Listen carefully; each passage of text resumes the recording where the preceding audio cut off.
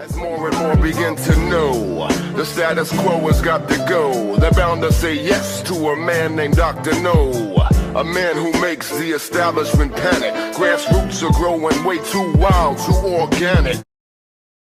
Good afternoon. Thank you very much. Today I am present to inform you that the Western world is facing a significant threat. It is in danger because those who are supposed to defend the values of the Western world are co-opted by a worldview that inevitably leads to socialism and consequently to poverty and economic deprivation.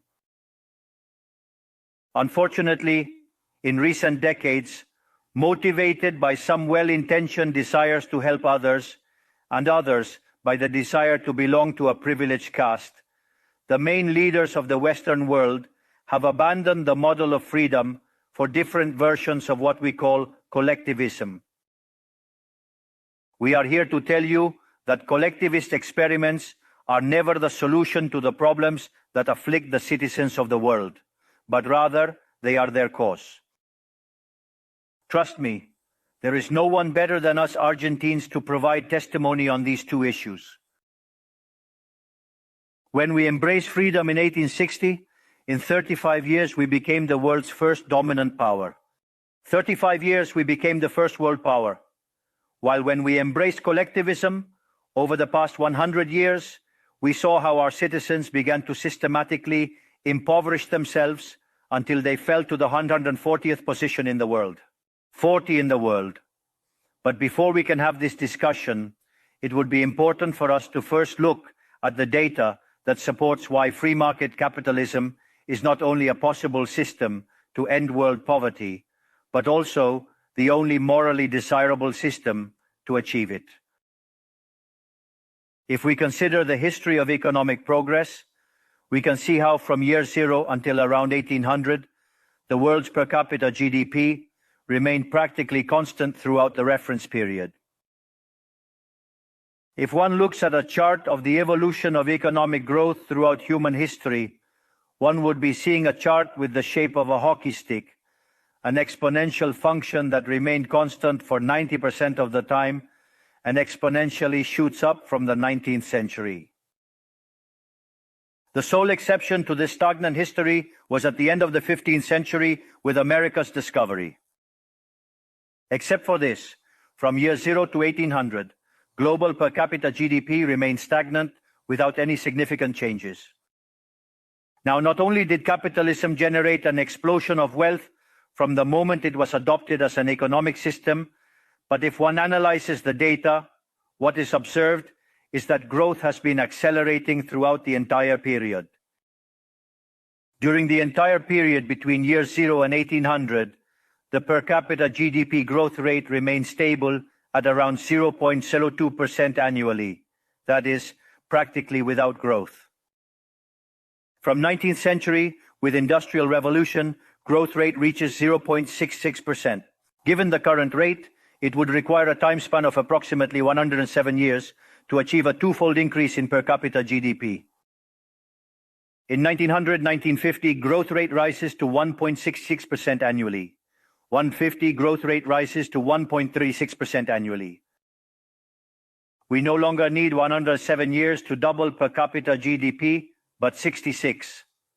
If we take the period between 1950 and the year 2000, we can see that the growth rate was 2.1% annually, which would mean that in just 33 years, we could double the world's per capita GDP. This trend, far from stopping, remains alive even now. If we consider the period from 2000 to 2023, the growth rate increased again at 3% per year, meaning we could double our per capita GDP globally in only 23 years. Now, when studying per capita GDP from 1800 to today, what is observed is that after the Industrial Revolution, global per capita GDP multiplied by more than 15 times, generating an explosion of wealth that lifted 90% of the world's population out of poverty. We must never forget that by the year 1800, about 95% of the world's population lived in extreme poverty, while that number dropped to 5% by the year 2020, prior to the pandemic. The conclusion is obvious. Far from being the cause of our problems, free market capitalism as an economic system is the only tool we have to end hunger, poverty, and destitution throughout the planet.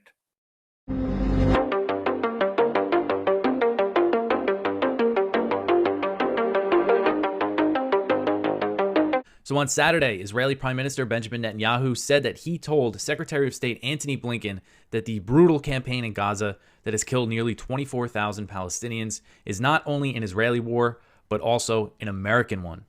Netanyahu said, quote, "This is not just our war, it is also your war. This is the war of the sons of light against the sons of darkness," end quote. So you talk about the rhetoric that you see from Israeli officials, the sons of light against the sons of darkness. And Netanyahu said he told Blinken this when Blinken visited Israel last week. Netanyahu also said, quote, "This is a war against the axis of evil led by Iran and its three proxies, Hezbollah, Hamas, and the Houthis," end quote. So from the perspective of the Palestinians and many Arabs across the region, the slaughter in Gaza certainly is an American war. All you have to do is look at all of the support that the U.S. has given Israel to do this, all the military aid, the political cover, vetoing the resolutions at the UN Security Council, coming out against the genocide hearing at the ICJ, all this stuff that they see that. And this is part of the reason why I'm so opposed to the U.S. being involved in this and other wars and other conflicts as well, is because, they're making enemies of people, that they view this as an American war. And the U.S. has now also intervened directly on behalf of Israel to bomb the Houthis in Yemen, who started attacking Israeli-linked commercial shipping in protest of what's happening in Gaza. And now the U.S. has escalated that situation by bombing Yemen. The militias in Iraq and Syria have been attacking the U.S. It's kind of for two reasons. One, they want the U.S. to get out, so they're probably taking advantage of the regional tensions. But also, they did start those attacks in response to U.S. support for what's happening in Gaza. And during that 7-day truce, when they were exchanging hostages, the attack stopped. I believe there was just one rocket fired at a U.S. base in that time. But then they started again when Israel restarted everything.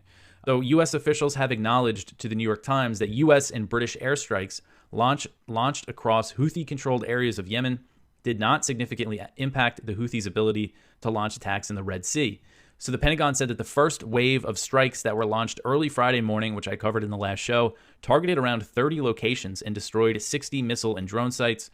Early Saturday morning, the U.S. launched another strike on a radar facility that U.S. officials said was missed in the initial attack. So the U.S. bombed Yemen again early Saturday morning. So Lieutenant General Douglas Sims, he's the director of the U.S. military's Joint Staff. He claimed on Friday that the initial round of airstrikes were enough to stop the Houthis from launching a large drone and missile attack in the Red Sea, similar to the one that they launched early last week. If you remember, there's a big barrage of drones and missiles. But these U.S. officials speaking to the New York Times said that that was not the case. They said that these strikes only degraded about 20 to 30% of the Houthis' offensive capability, which seems pretty high to me, that one round of airstrikes could wipe out that much. They might be exaggerating that a little bit. They said that much of the Houthi weapons are mounted on mobile platforms that can be easily moved and hidden, and that finding targets was more difficult than anticipated since the U.S. has not been collecting much intelligence on the Houthis in recent years. So Gonzalo Lira, an American citizen who was jailed in Ukraine for his political views, has died in Ukrainian prison, and this was confirmed by the State Department on Saturday. Lira died on January 11th after a battle with pneumonia that he said was initially ignored by Ukrainian authorities. Lira's father, Gonzalo Lira Sr., first notified the media of his son's death on Friday and said that he had been pleading with the U.S. Embassy to intervene. So this is Lira Sr. in an email to the Gray Zone. He said, quote, "I cannot accept the way my son has died. He was tortured, extorted, incommunicado for 8 months and 11 days, and the U.S. Embassy did nothing to help my son," end quote. So the Gray Zone obtained a note that Lira Jr., so this is Gonzalo, that he recently wrote to his defense attorney that indicated he had pneumonia for months before being admitted into the hospital. He said, quote, "I have had double pneumonia in both lungs as well as pneumonia thorax and a very severe case of edema, which is swelling of the body. All this started in mid-October but was ignored by the prison. They only admitted I had pneumonia at a December 22nd hearing. I'm about to have a procedure to reduce the edema. I don't know if it's edema or edema, pressure in my lungs, which is causing me extreme shortness of breath to the point of passing out after minimal activity or even just talking for 2 minutes," end quote. So Lira was a popular YouTuber and political commentator based in the northeastern Ukrainian city of Kharkiv, and he gained prominence in the early days of the Russian invasion of Ukraine don't know if any of you might remember, there was videos of him just kind of walking around the streets in Ukraine, just kind of talking about the war, about Zelensky, and it got a lot of people's attention. It was very interesting seeing this American guy, because he's Chilean as well. He's American Chilean, but he was born in America, had an American accent, and that kind of got him popular when it came to commenting on the war in Ukraine. And so he was arrested by the Ukrainian Security Services, the SBU, in May 2023 for allegedly justifying the Russian invasion. So he was arrested for his speech, basically, for his political views. And the SBU also accused him of discrediting top Ukrainian officials. And these are the kind of laws that they passed to crack down on dissent. And this is a government, military, intelligence service completely propped up by the United States. And the Biden administration did nothing for him. Another piece of big news from the weekend was the elections in Taiwan. The ruling party, the Democratic Progressive Party, which is considered the more independence-leaning party, and less friendly to Beijing, they've been in power for the past 8 years, they won. And the candidate was William Lai, Lai Ching-te. Lai is the current vice president, and he won. The DPP did lose the legislature, so it could be harder for them to pass laws and stuff. But it does kind of indicate that this is going to be sort of more of the same. You're going to have a government that wants closer ties with the U.S., that wants more support from the U.S., and isn't going to kind of try to ease tensions with China. So the U.S., so Blinken congratulated Lai, and so did many other Western countries. So China is warning against outside interference, saying that they're sending a negative signal and promoting Taiwanese independence forces. And the U.S. is sending, a quote-unquote unofficial delegation to Taiwan of former senior officials. They did this in 2008 and 2000. They sent these delegations of former senior officials. And you say, like, the U.S. officials get asked about this delegation. And they say, oh, these are private citizens acting on their own behalf here. They don't have anything to do with us. But that's just not true at all.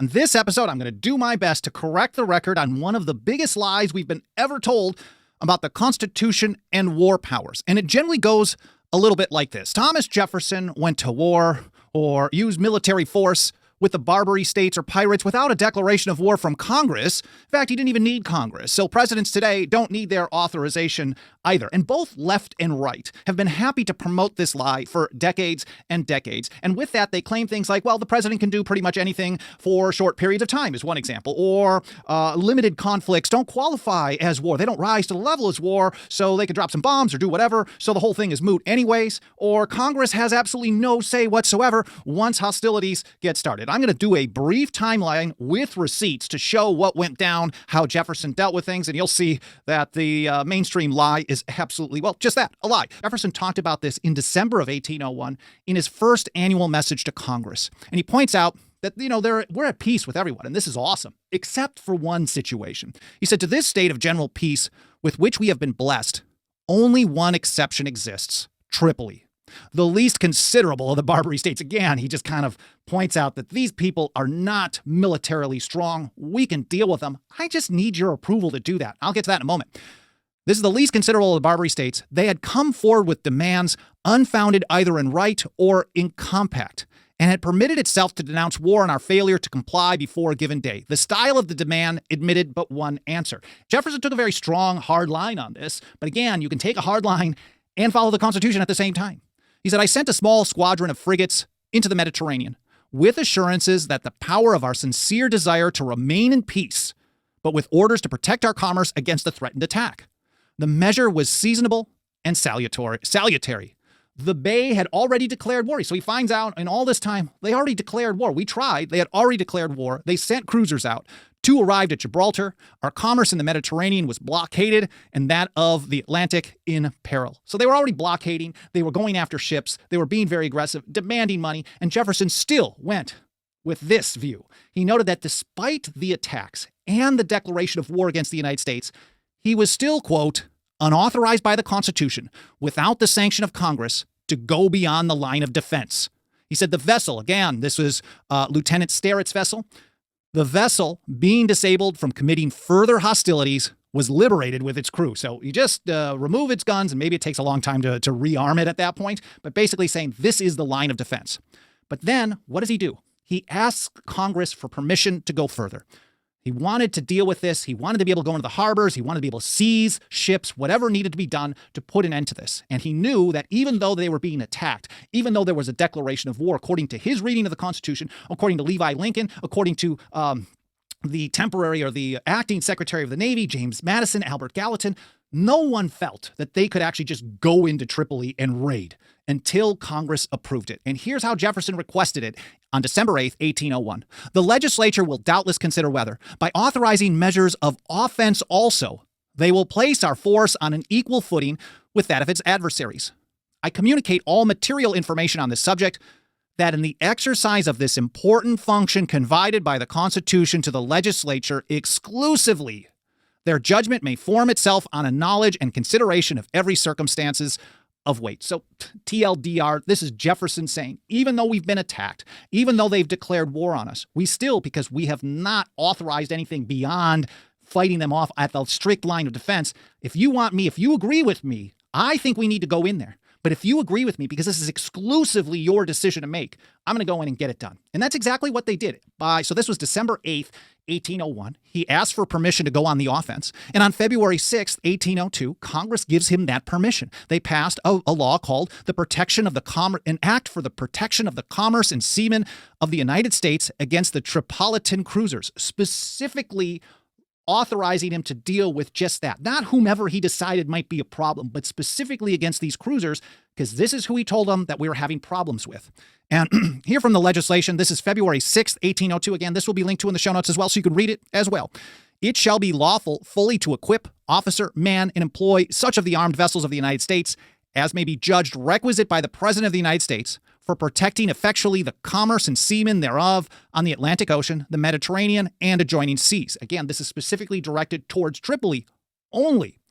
He said, and it be further, this is from Congress, signed by Thomas Jefferson, February 6th, 1802, be it further enacted, it shall be lawful for the President of the United States to, literally, they're basically, Congress is having to say it's lawful for the president to conduct them to basically respond with offensive measures after being attacked. It shall be lawful for the President of the United States to instruct the commanders of the respective public vessels aforesaid to subdue, seize, and make prize of all vessels, goods, and effects belonging to the Bay of Tripoli or to his subjects, and to bring or send the same into port to be proceeded against and distributed according to the law, and also to cause to be done all such other acts of precaution or hostility as the state of war will justify and may, in his opinion, require. So, look, this is very, very, very, very much limited to Congress giving instruction to what the executive branch could do. Jefferson didn't complain about this. He literally asked for them to support this. So ultimately, when you get down to it, there's much more to the story that goes on in the next couple of years, but ultimately, when you get down to it, the real Jeffersonian view of the president and war powers under the Constitution is not, oh, the executive branch could do whatever they want because Jefferson was able to do it and he didn't even care about going to Congress for anything. That's just a total lie. What it is, there's 3 points that we posted on X. This will be linked to in the show notes as well. 1, Congress exclusively, that was Jefferson's word, Congress exclusively makes the decision of whether or not the country will engage in war, not the president. The president, too, can use the military to respond to attacks, but cannot go beyond a very strict line of defense. And we see an example of what they considered the line of defense at Tripoli. 3, even if a war is declared by a nation against the United States, the president can still not go beyond the line of defense and must get authorization from Congress to engage in measures of offense.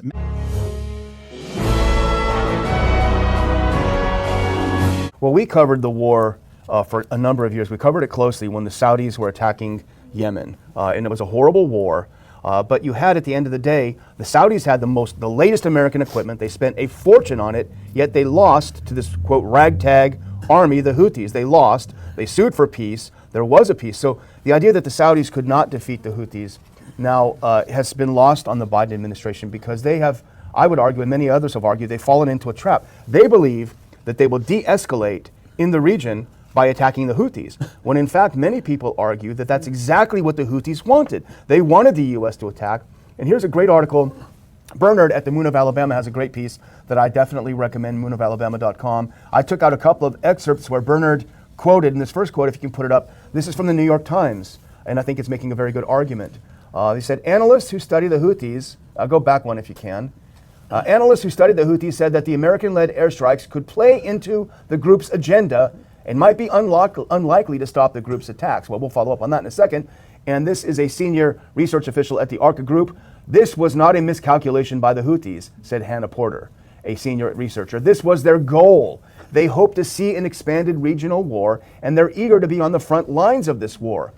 End quote. And it goes on, the New York Times goes on to say, within hours of the first wave of strikes, a senior Houthi official, Mohammed al-Bukhaiti, said that the United States and Britain would soon realize they had engaged in the biggest folly of their history. I would say this Houthi spokesman is probably right. If you go to the next one, he's quoting, Bernard is quoting further in this piece, a Laurent Bonnefoy, a researcher who studies Yemen at Sciences Po in Paris, said the Houthis, this is the strike that they were looking for. And this is a quote from this expert. They're gaining what they want, which is to appear the boldest regional player when it comes to confronting international coalition. And there's a lot here to read, and if you want to read it, you probably should. But to summarize it, Dr. Paul, Biden, in attacking the Houthis, he didn't do significant damage because they don't have a military base. They don't have a Pentagon there in Sana'a where you can hit. They have caves, they have tunnels, they have weapons that are smuggled in. They have a capacity of shutting down that strait. They gave the Houthis exactly what they wanted, which is to turn them into a major player and the only country that has really stepped up physically to challenge the Israeli attack on Gaza. So he played right into their hands. You know, this is not isolated. This is not a new invention of our foreign policy. Because I was just thinking as we were talking here that, you know, the Houthi thing is designed and broadcast is going to do certain things and ends up doing the opposite or no good at all anyway. But are things much better in Ukraine? I mean, you could a lot of the conditions that you just described, you could apply to Ukraine. How many times have we bombed them? How much? Yeah. There's even more money in lives. Just think of the lives lost up there. But what about the Palestinian-Israeli war going on? And we can't duck the responsibility there either. But we're participants. We promote this because that's the job of an empire, and that's why, you know, in many ways people think this is un-American, but I feel very comfortable with it. I do not think the American empire has anything to do with protecting personal liberty and making us a better country. And it's a trap. Right now, there's nothing Biden can do. He was talked into, I don't know, Austin from his hospital bed somehow pushing buttons.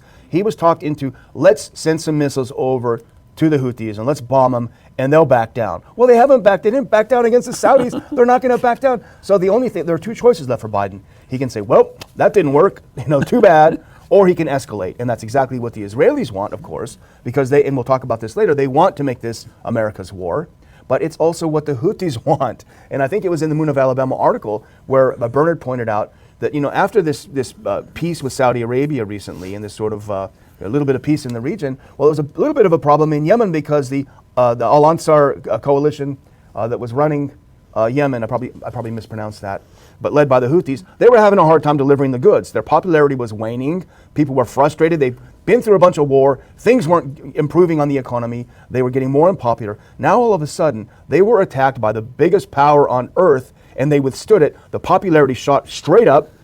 The day the U.S. bombed them, they had 1 million people in the Capitol demonstrating. All of a sudden, everyone's saying, Viva Houthis, they love them. So it served the purpose of the Houthis in Yemen. It served Israel's purpose. The only people whose purpose it did not serve was the American people, right? That's right. I think the expression that we get from our president is amazing. It's sort of an expression of total unawareness of you hear the words, you hear the intent, but all I see is the confusion that his mind isn't connecting with reality, and there's a staring. But I get to thinking that he's been around. I think he's been in Washington maybe 50 years plus, and it's almost like the brain starts working differently. Because you can't self-deceive oneself. A lot of people do that in a small sort of way, and they're deceived into thinking, if I only do this, it's going to work out. But that's trial and error of human nature. You try something, and I thought it was going to work, but you sort of laugh about it, kick yourself, or you change tune. But this is something different now. It's just this there's an attitude that that this is not that serious. This whole idea that I'm behind on the polls. No, that's not true. I mean, the polls have been wrong before, and it's oblivion. But I don't worry about it, because I think that I try to prepare people and tell them there's an alternative, because eventually the truth comes out, and it leaks out now. I think that's one of the reasons. As the economy deteriorates and the foreign policy deteriorates, the popularity of the president goes down. But it is a system that when the truth comes out, and I think that is what's happening, and that's why we do have bits and spurts of people supporting our position of saying, it's time we just minded our own business. Let people spend their money, and let the government just forget about the government spending our money, and we would be better off. The world would be better off too, because we wouldn't be fighting these wars. The empirical evidence is unquestionable. Therefore, as there is no doubt that free market capitalism is superior in productive terms, the left's doxa has attacked capitalism for its moral issues, for being, according to them, as its detractors say, unjust. They claim capitalism is bad because it's individualistic, and collectivism is good because it's altruistic towards others. And thus they strive for social justice. But this concept that has become trendy in the developed world recently, in my country, it has been a constant in political discourse for over 80 years. The issue is that social justice is unfair and doesn't contribute to general well-being. On the contrary, it's an inherently unfair idea because it's violent. It's unfair because the state is financed through taxes, and taxes are collected coercively. Or can any of us confidently say that they pay taxes of their own free will? This implies that the state is funded through coercion, and that the higher the tax burden, the greater the coercion, leading to a reduction in freedom. Those who promote social justice start from the idea that the economy as a whole is a cake that can be distributed in a different way. But that cake is not given. It is wealth that is generated in what, for example, Israel Kirzner calls a market discovery process. If the good or service that a company offers is not desired, that company goes bankrupt unless it adapts to what the market is demanding. Create a high-quality product at a good price or attractive, succeed and produce more, so the market is a process of discovery where the capitalist finds the right direction on the go. But if the state punishes the capitalist for success and blocks him in this process, it destroys his incentives, and the consequences are that he will produce less and the cake will be smaller, generating harm to society. Collectivism, by inhibiting discovery and hindering appropriation, ties the entrepreneur's hands, preventing him from producing better goods and offering better services at a better price. How can it be then that from academia, international orgs, politics, and econ theory, an econ system is demonized that not only has lifted 90% of the world's pop out of extreme poverty and does so increasingly faster, but is also fair and morally superior?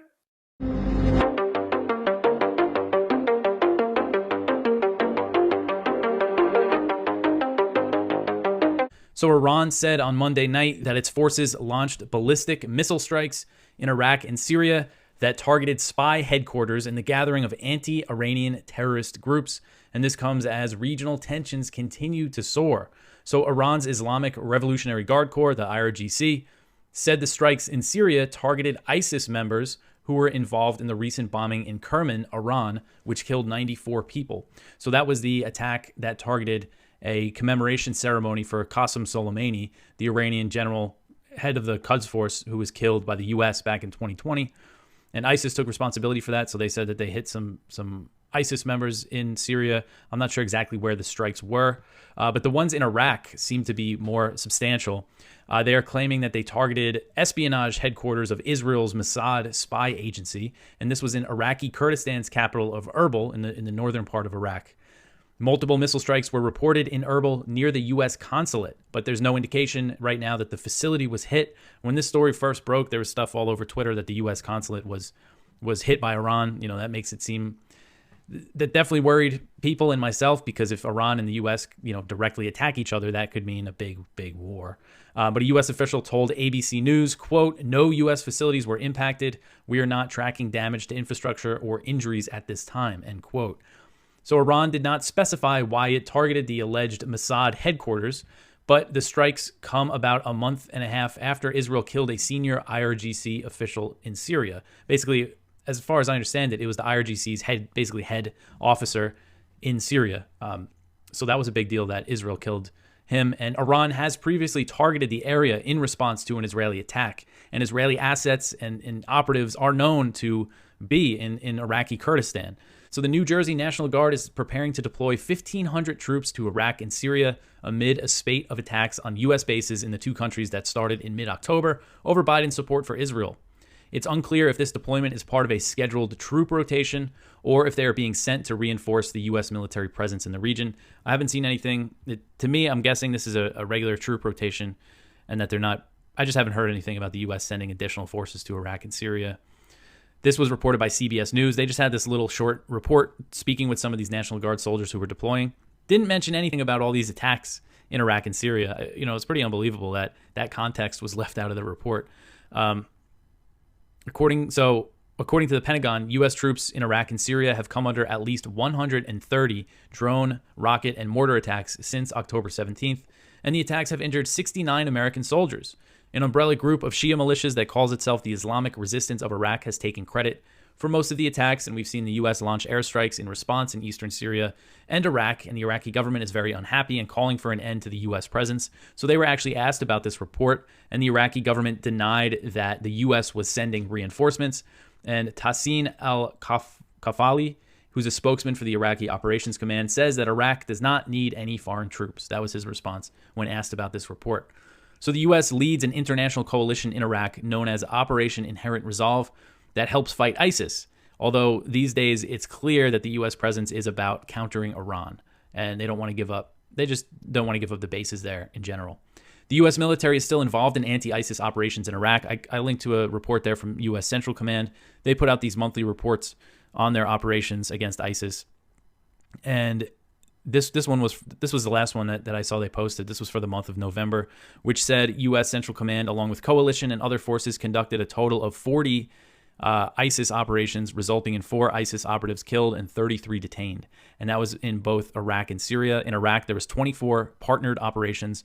Usually the U.S. forces aren't directly involved in those these days, at least. That's mostly the Iraqi government forces with U.S. support.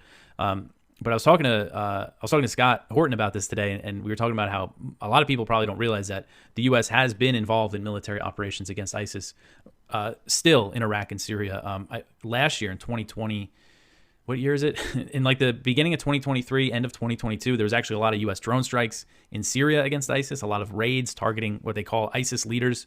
But anyway, Iraq says that they can handle these ISIS remnants because that's all they are. They don't control any significant territory. And then over in Syria, you got the Syrian government, their allies, the Kurds that the U.S. backs. If the U.S. pulls out, they'll all fight against ISIS.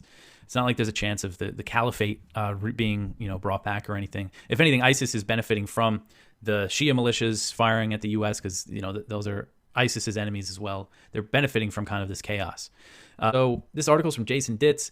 As top British officials defend the decision to join the U.S. in attacks on Yemen, British Defense Secretary Grant Shapps has informed Parliament of potential wars in the years to come with several major nations, including Russia, China, Iran, and North Korea. So he's hitting most of them.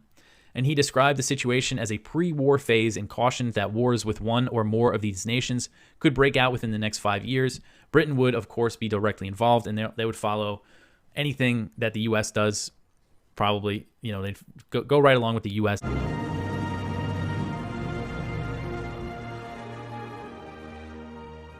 State of Israel is singularly aware of why the Genocide Convention, which has been invoked in these proceedings, was adopted. Seared in our collective memory is the systematic murder of 6 million Jews as part of a premeditated and heinous program for their total annihilation. Given the Jewish people's history and its foundational texts, it is not surprising that Israel was among the first states to ratify the Genocide Convention without reservation and to incorporate its provisions in its domestic legislation. So, the arguments went on for three and a half hours on Thursday in favor of the South African application, not generally available in the Western world. The arguments went on for 3.5 hours on Friday, opposing the South African application, generally available everywhere in the West. Is it a common belief in the intelligence community that the U.S. can manipulate this court? Well, yes. Any court or any UN body is a lucrative target for such manipulation. I want to ask you about the corruption of the court. I don't mean bribery type corruption, but I mean, is there political corruption? Is there pressure on these judges? Because the court really issues what we would say in what we'd call in America an advisory opinion. They don't have an army to enforce their opinion. Their ruling. They can condemn the Israelis for genocide, and that's not going to move a hair on the head of Prime Minister Netanyahu, unless I'm misreading this right. Well, it will be a big deal, Judge. In other words, if Israel is made even more a pariah and people follow through with economic measures that weaken Israel and force it to buy more and more on the United States, that will be significant. You're right. It has no enforcement capability. And worse still, I don't know when the judgment's going to come down. No one does that I know of. Some people are saying, well, it should be quick. And of course, Barrister Bellini said, yeah, sure, it should be quick. It's urgent. But, there's all kinds of delaying tactics. You know better than I how many games can be played. And I heard from my friend Ed Snowden via Twitter. And what he said was, I worked in the CIA station under Bush and Cheney, just down the street from the UN bodies in Geneva.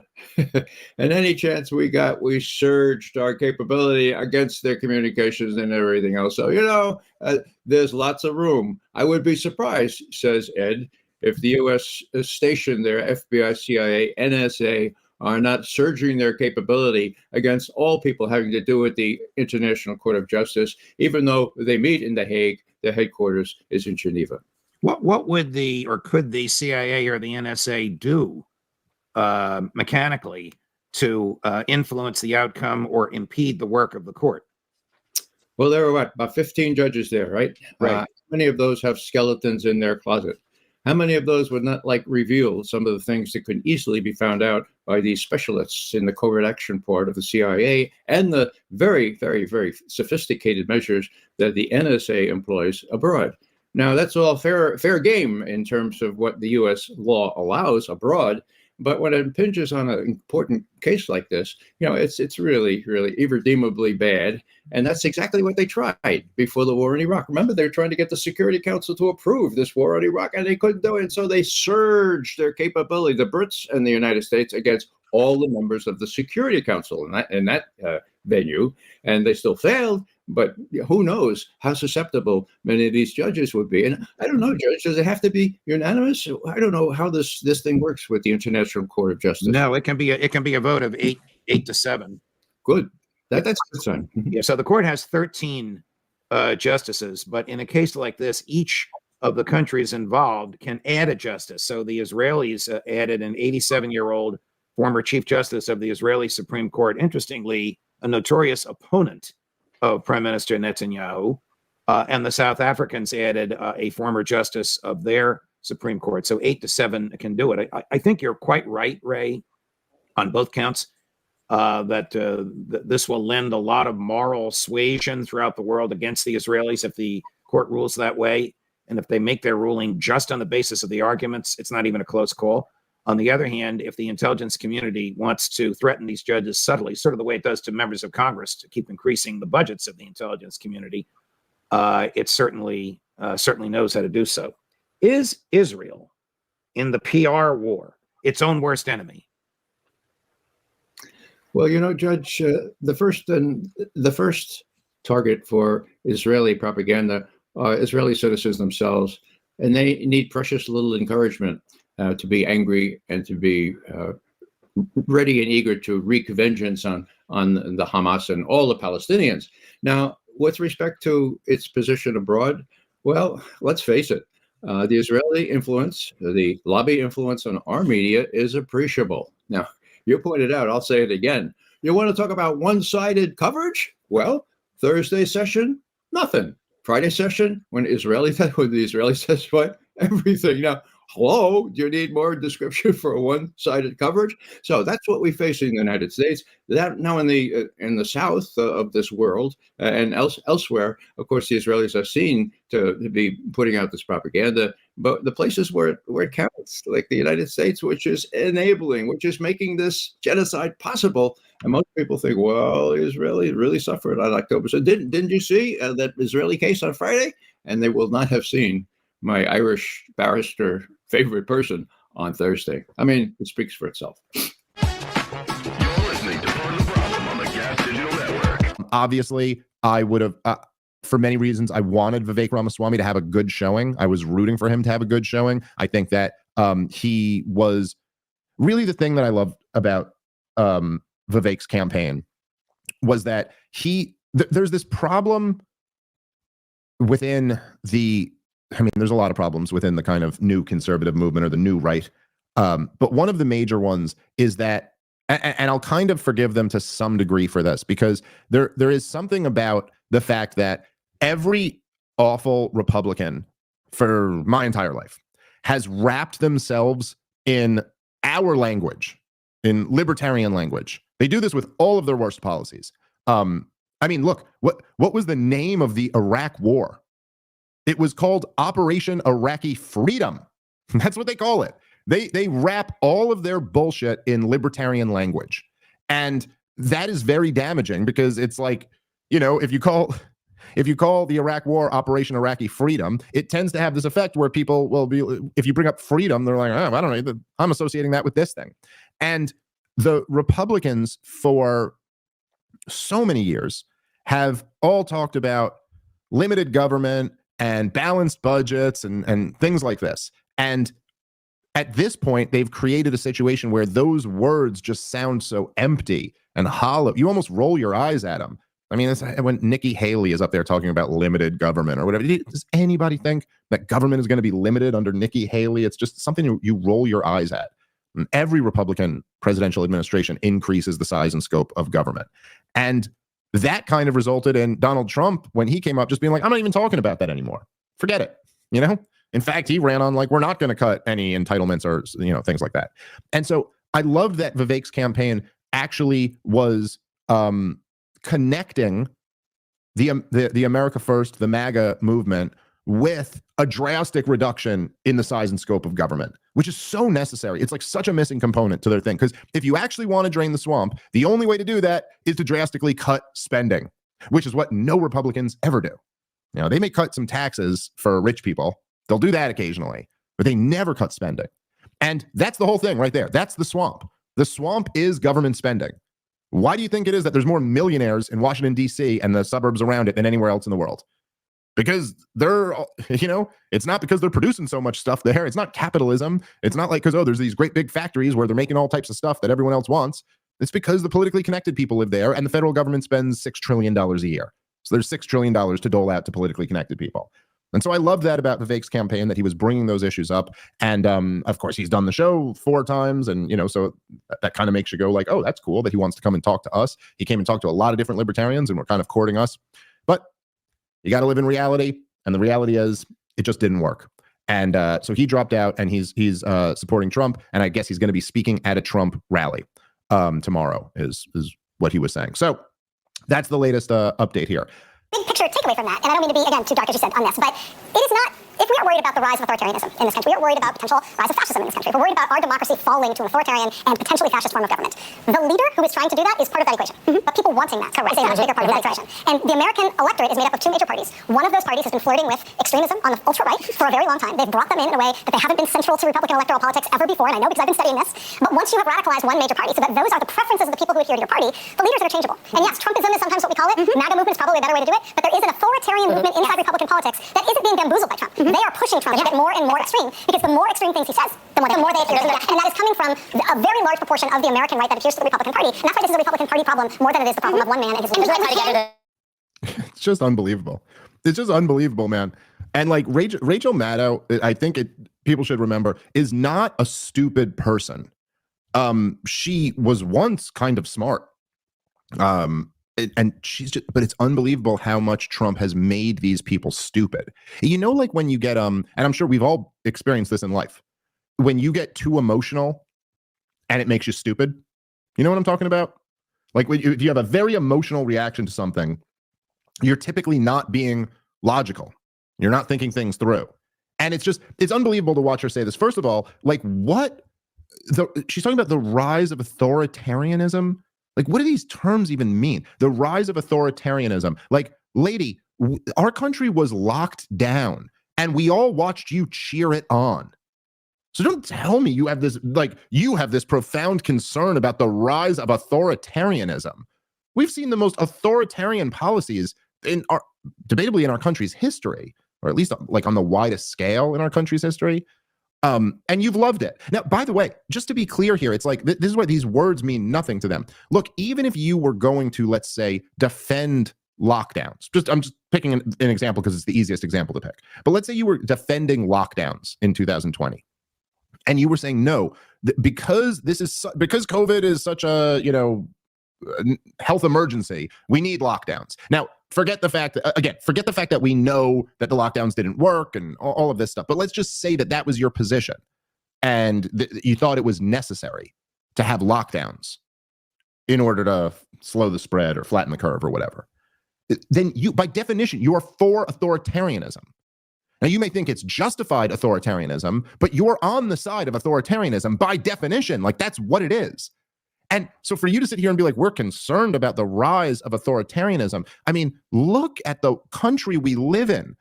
Who thinks we're not living through the rise of authoritarianism? And by the way, again, I'm not a Trump fan. Trump was very responsible for those lockdowns. I mean, he may not have been a governor who did it himself, but he certainly was cheering it on. He's the one who invoked the national emergency to begin with. He gave cover to them. He sent funding to the people who were doing the lockdowns. Like, he's responsible. But that's what this is, the rise of authoritarianism, the rejection of democracy as you're trying to get a guy removed from the ballot.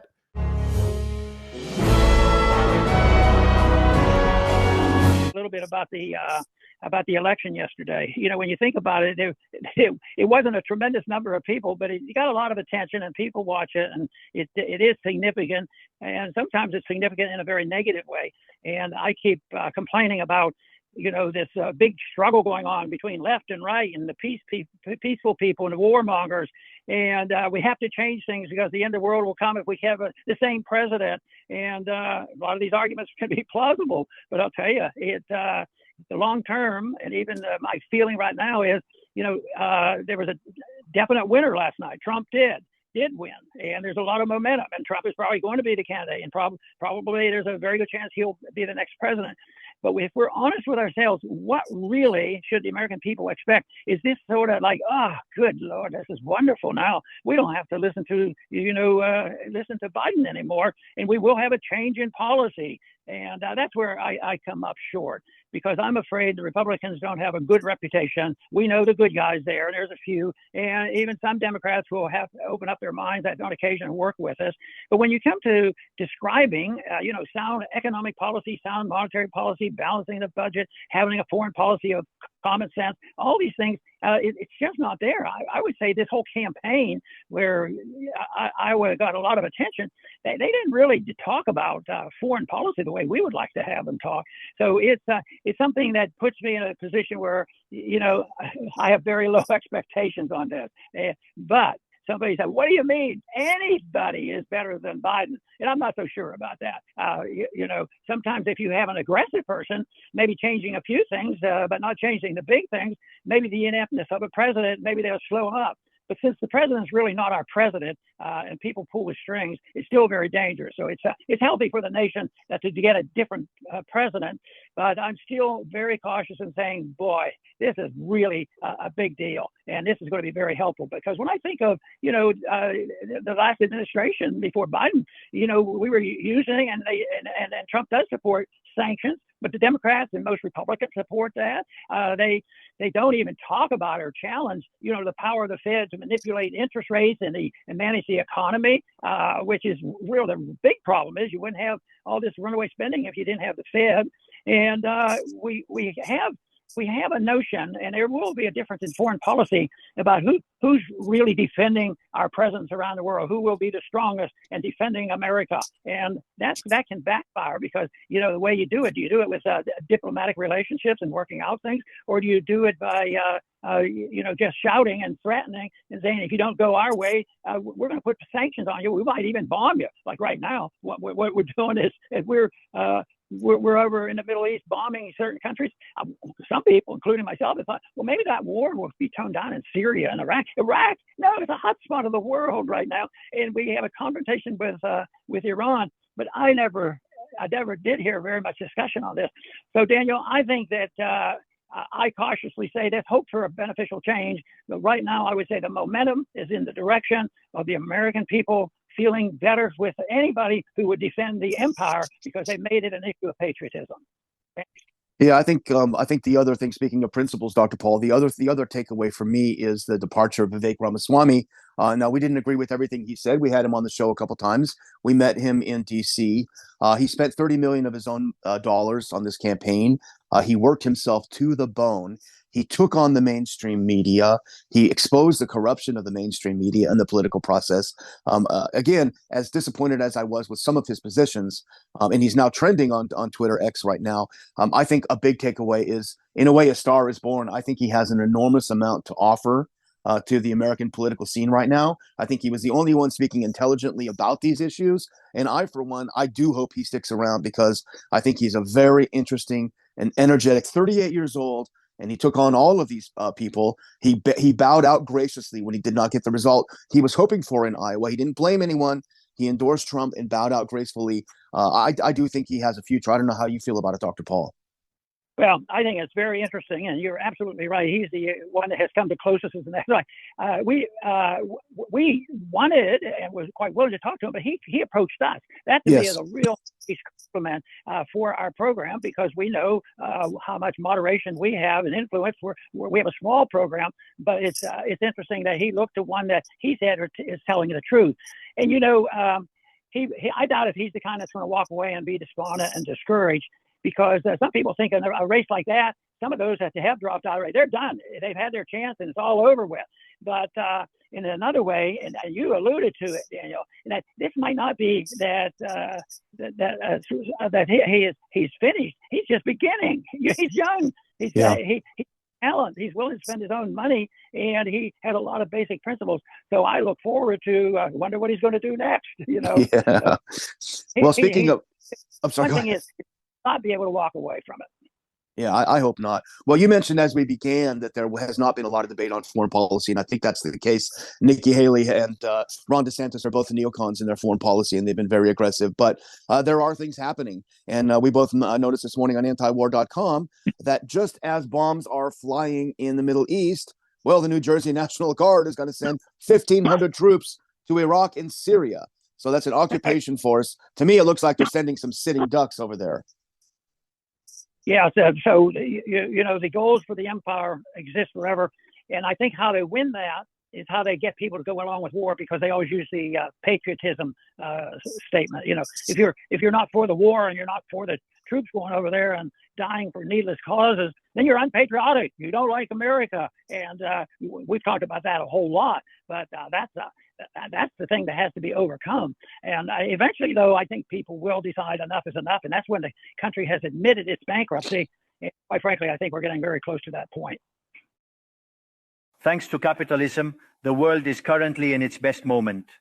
There has never been a moment in history with greater prosperity than the one we live in today. Today's world is freer, richer, more peaceful, and more prosperous than ever before. This is true for everyone, but particularly for those countries that are free, where they respect economic freedom and individual property rights. Because free countries are 12 times richer than repressed ones. Saying goes that in countries with freedom, people live better than 90% of population in repressed countries. It has 25 times fewer poor people in the standard format and 50 times fewer in the extreme format. And if that weren't enough, citizens of free countries live 25% longer than citizens of repressed countries. Now, in order to understand what we come to defend, it is important to define what we mean when we talk about libertarianism. To define it, I take up the words of the greatest proponent of the ideas of freedom in Argentina, Professor Alberto Venegas Lynch, who says that libertarianism is the unrestricted respect for the life project of others, based on the principle of non-aggression, and in defense of the right to life, liberty, and property, whose fundamental institutions are private property, free markets without state intervention, free competition, division of labor, and social cooperation, where one can only be successful by serving others with goods of better quality at a better price. In other words, the capitalist, the successful entrepreneur, is a social benefactor who contributes to the well-being of society as a whole. In short, a successful entrepreneur is a hero. This is the model that we are proposing for the future of Argentina, a model based on the fundamental principles of libertarianism, the defense of life, freedom, and property.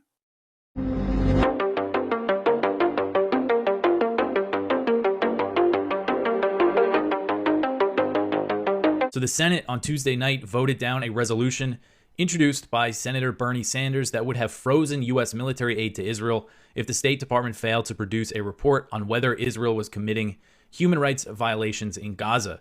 So this resolution invoked the 1961 Foreign Assistance Act, and aid would have also been frozen if human rights violations were found, and I think it's very clear that there would be many to find if there was a real investigation that happened. So the legislation failed pretty badly. It was voted down in a vote of 72-11, with only one Republican, which was Senator Rand Paul, voting in favor of it. So it received support from one Republican, 9 Democrats, and then Bernie Sanders, he votes with Democrats mainly, but he is an independent. So Sanders wrote on X before the vote, quote, "It should not be controversial to ask how U.S. weapons are used. We should all want this information. If you believe the war has been indiscriminate, as I do, then we must ask this question. If you believe Israel has done nothing wrong, then this information should support that belief," end quote.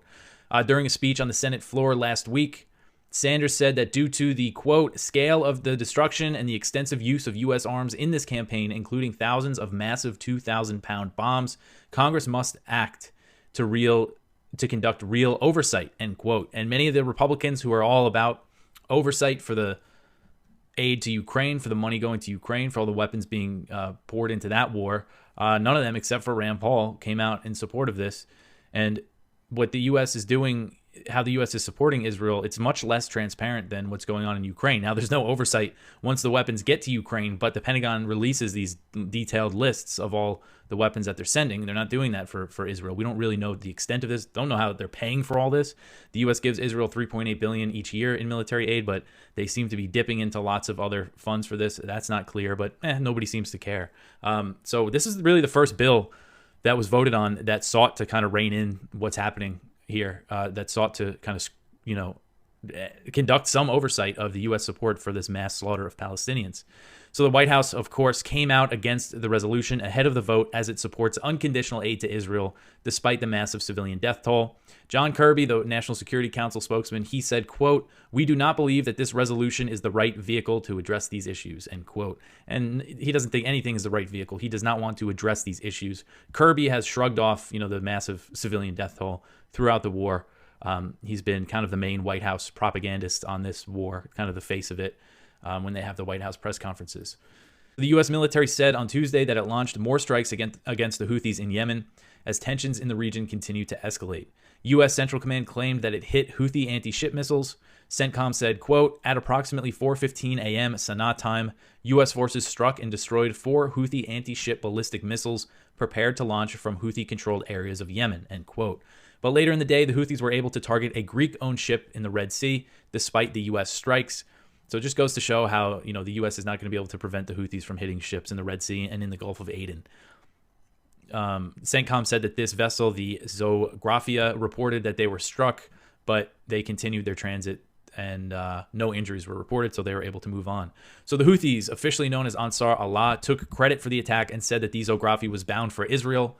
Houthi military spokesman Yahya Sarria said Yemeni forces, quote, targeted the ship Zografia, which was headed to the ports of occupied Palestine with several adequate missiles, leaving direct hits, end quote.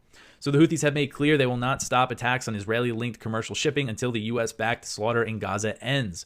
But the U.S. is not pressuring Israel to end it. Instead, they're escalating, and this is the third round of U.S. airstrikes, or, you know, whether they launch them from warships or fighter jets isn't clear.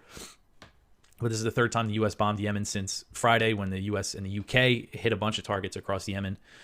So things just keep spiraling, and it's just really unbelievable because, you know, they're not going to stop the Houthis. I mean, even if they launch a full war again against them, you know, they're not going to be able to stop them. And now, because the U.S. bombed the Houthis, they're starting to target American shipping. They hit an American commercial vessel the other day, and more shipping companies are suspending transits through the Red Sea. So the whole purpose of this was to protect shipping, and now shipping's disrupted even more. Shell, the British oil company, announced that it is suspending its transits through the Red Sea, and they're a huge oil company. So, and things could really break out at any time. All right, so the next one here, Ukrainian troops are on active defense. So the commander of Ukraine's ground forces has said that his troops are on active defense as Ukrainian forces are no longer attempting to gain territory after the failed counteroffensive. So this is General Alexander Surtsky. He said, quote, our goals remain unchanged, holding our positions, exhausting the enemy by inflicting maximum losses, end quote. So that's what their goal is. They're not even saying that they're trying to take any territory now. Just about defense, and there's still fighting going on along the front, and it is, you know, just a, you know, kind of a stalemate at this point. And time is on Russia's side as we see the Western aid drying up, and Ukraine suffering these manpower issues, and they're not able to replenish their forces, and they're struggling to pass this new mobilization bill. So it's just not a good situation for the Ukrainians when it comes to this war. But despite that, Ukrainian political leadership, they're still saying they're going to win. They're still saying they're going to kick the Russians out.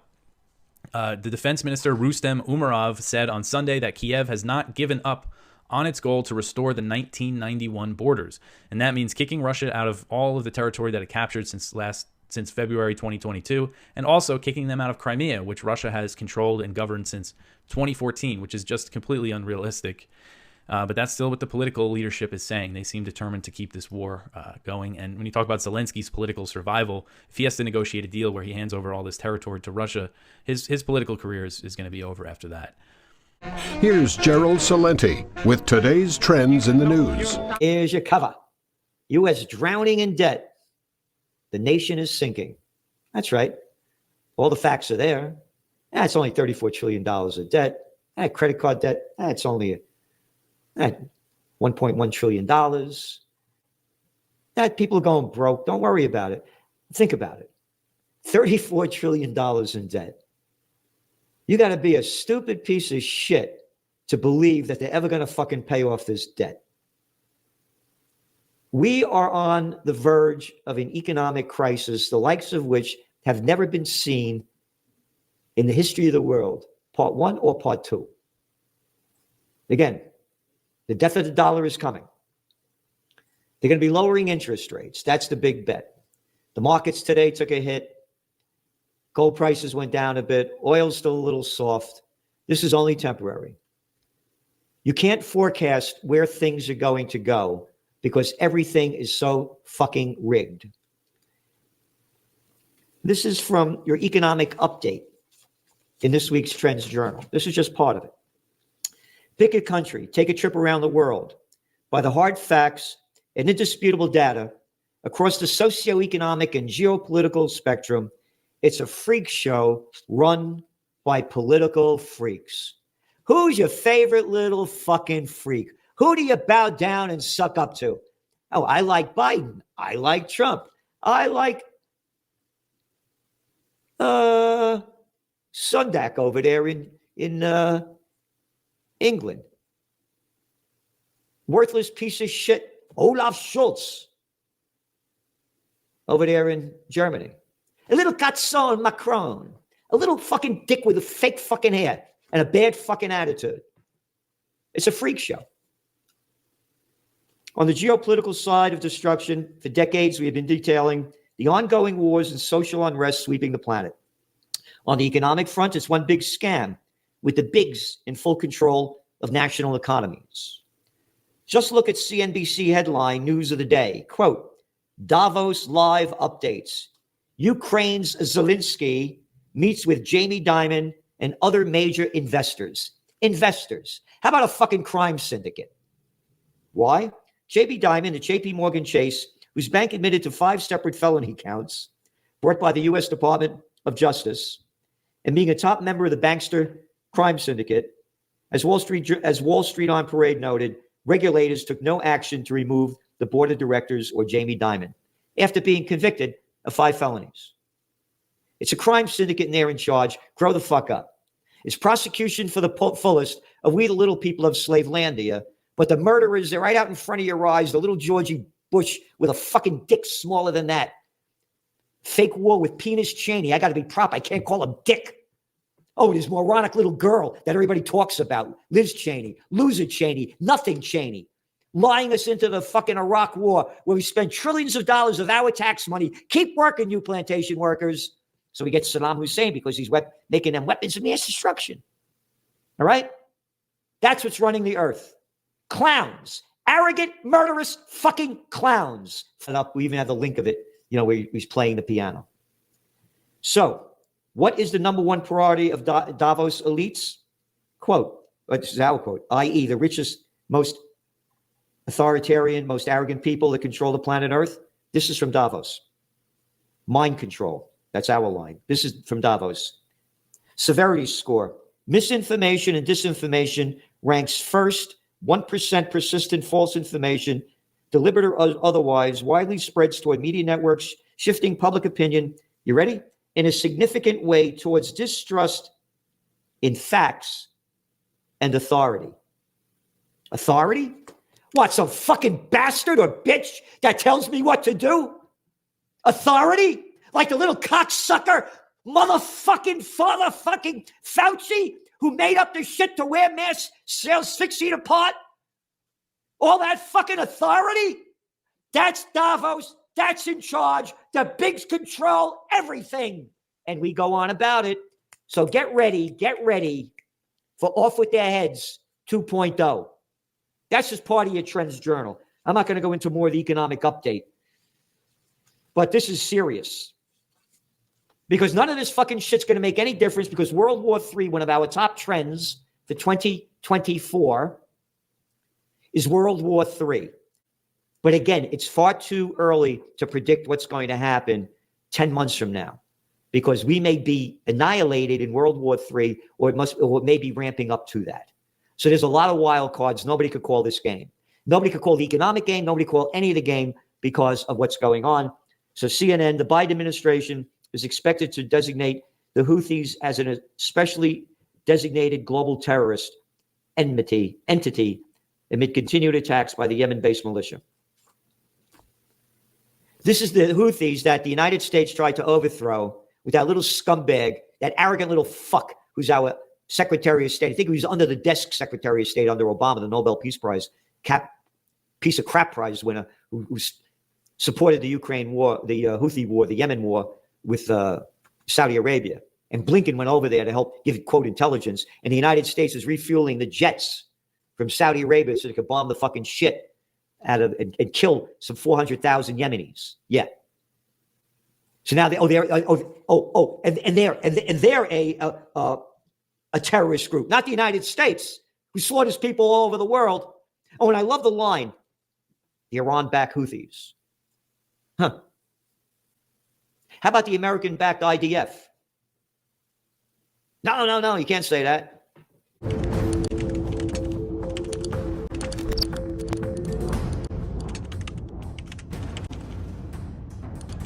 Or in Today in History, January 17th, 1706, I believe it was, Benjamin Franklin was born. He was so famous in so many fields around the world that they actually called him the first American. We've probably all heard plenty of witty or pithy quotes and phrases that are attributed to him or that he made famous, like no pain, no gain, time is money, haste makes way, so many of them that are still with us today. But he was much more than just a creative and witty writer. So on this episode, I'm going to share with you what I see as my top, I don't even know what the number is, maybe 10 or so, my top favorite quotes from him on power, government, liberty, and more. He did not like a single person having so much power. And of course, they fought a long bloody war against a hereditary monarch, the king and parliament, basically unlimited power. It was the Declaratory Act where they would claim the power over the colonies in all cases whatsoever.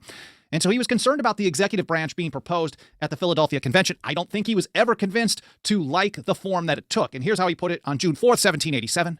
He said, "The executive will be always increasing here, as elsewhere, till it ends in a monarchy." So Benjamin Franklin warned us that we would have a relentlessly increasing set of powers in the hands of a single person until it ended in a monarchy. And now we don't have a hereditary monarch here today, but in many ways, executives, presidents of today wield far more power than monarchs of Benjamin Franklin's time. So I would say in many ways, he certainly called it with that prediction. And of course, to me, my favorite prediction from the Philadelphia Convention. This is the day that we call Constitution Day. I've cited this many times. September 17, 1787. This is the closing of the Constitutional Convention in Philadelphia. He rises to make a speech. Well, he wrote it out, and I believe James Wilson read it for him. He was pretty old at this point. But he said, hey, let's ratify this. I agree to it. You guys all know I have problems with it. He says, but, this is as good as we're going to get with all these different viewpoints. He said, there is no form of government but what may be a blessing to the people if well administered.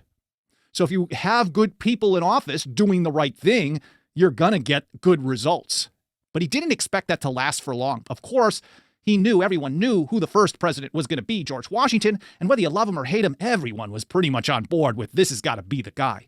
He said, and I believe farther that this is likely to be well administered for a course of years and can only end in despotism, as other forms have done before it, when the people shall become so corrupted as to need despotic government, being incapable of any other. So Benjamin Franklin certainly recognized that no matter how good you could get the words on paper to read, that as long as the people were corrupt and the people wanted despotism, that's what you'd end up with. You can't rely on words on paper to limit the power of tyrants. You can put some rules down, and if good people are there, they're going to follow them. And if the people themselves are good, they're not going to tolerate anything that goes beyond that. And that's probably where the notion of a republic, madam, if you can keep it, comes from. Because ultimately, they created a republic, and it's not a republic if the people in power can keep it a republic, but if the people of the several states themselves can do that. And the warning that it is up to the people themselves to protect and preserve their own constitution and their own liberty, whether the government happens to like it or not. And certainly they do not. And here he is a couple years later in 1789. And this is, of course, now things are in effect. The Constitution is in effect. He's writing a letter to his old friend, Jean-Baptiste Leroy. He hadn't heard from a while. I think he was a little concerned about what was going on in France and if he was okay. But he pointed out, and this is, of course, a very timeless quote from Benjamin Franklin, our new Constitution is now established and has an appearance that promises permanency.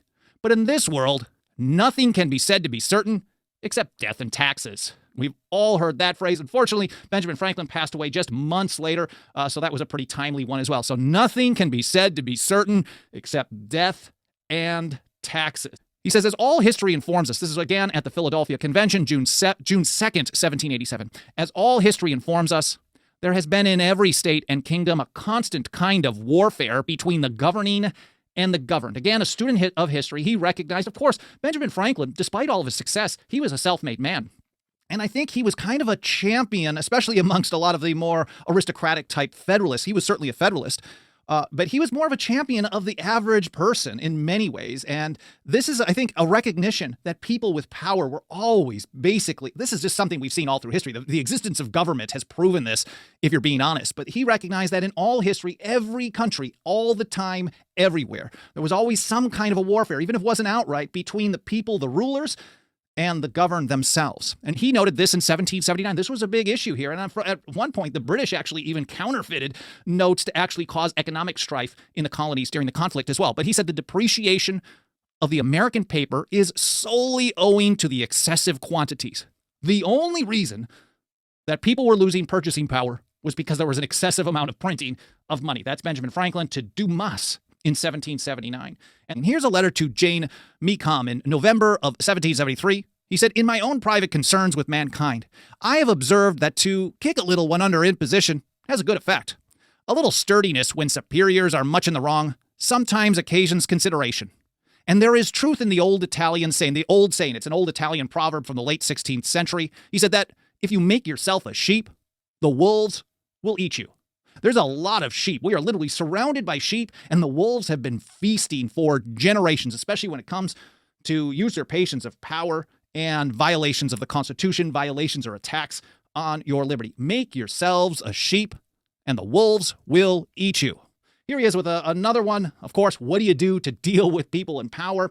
He proposed this I think it was just hours after the Second Continental Congress approved the Declaration of Independence. Of course, he was on the Committee of Five. He primarily played the role of editor to Thomas Jefferson. Some small changes were made based on his recommendation for the Declaration of Independence. But of course, his name lent significant amount of weight to that as well. But shortly after they approved it, the same day, a committee was also appointed to come up with a Great Seal for the United States. And Benjamin Franklin was on that as well, and he recommended this one. He did not originate the phrase. I'll have a link in the show notes from the great historian J.L. Bell that tells this full history of this phrase, but this was what he recommended as the Great Seal of the United States. Rebellion to tyrants is obedience to God. And here he is again in a letter to James Bowdoin in 1775. If we tamely give up our rights in this contest, a century to come will not restore us in the opinion of the world. If you take a stand for your liberty and you just blow it, or if you talk about it and you don't do anything, if you tamely give up your rights, you just let it roll, you are kind of a disgrace to humanity, is what he's saying. If we tamely give up our rights in this contest, a century to come will not restore us in the opinion of the world, said Benjamin Franklin. We shall be stamped with the character of dastards and poltroons and fools, and be despised and trampled upon, not by this haughty, insolent nation only, but by all mankind. Present inconveniences are therefore to be borne with fortitude, and better times expected.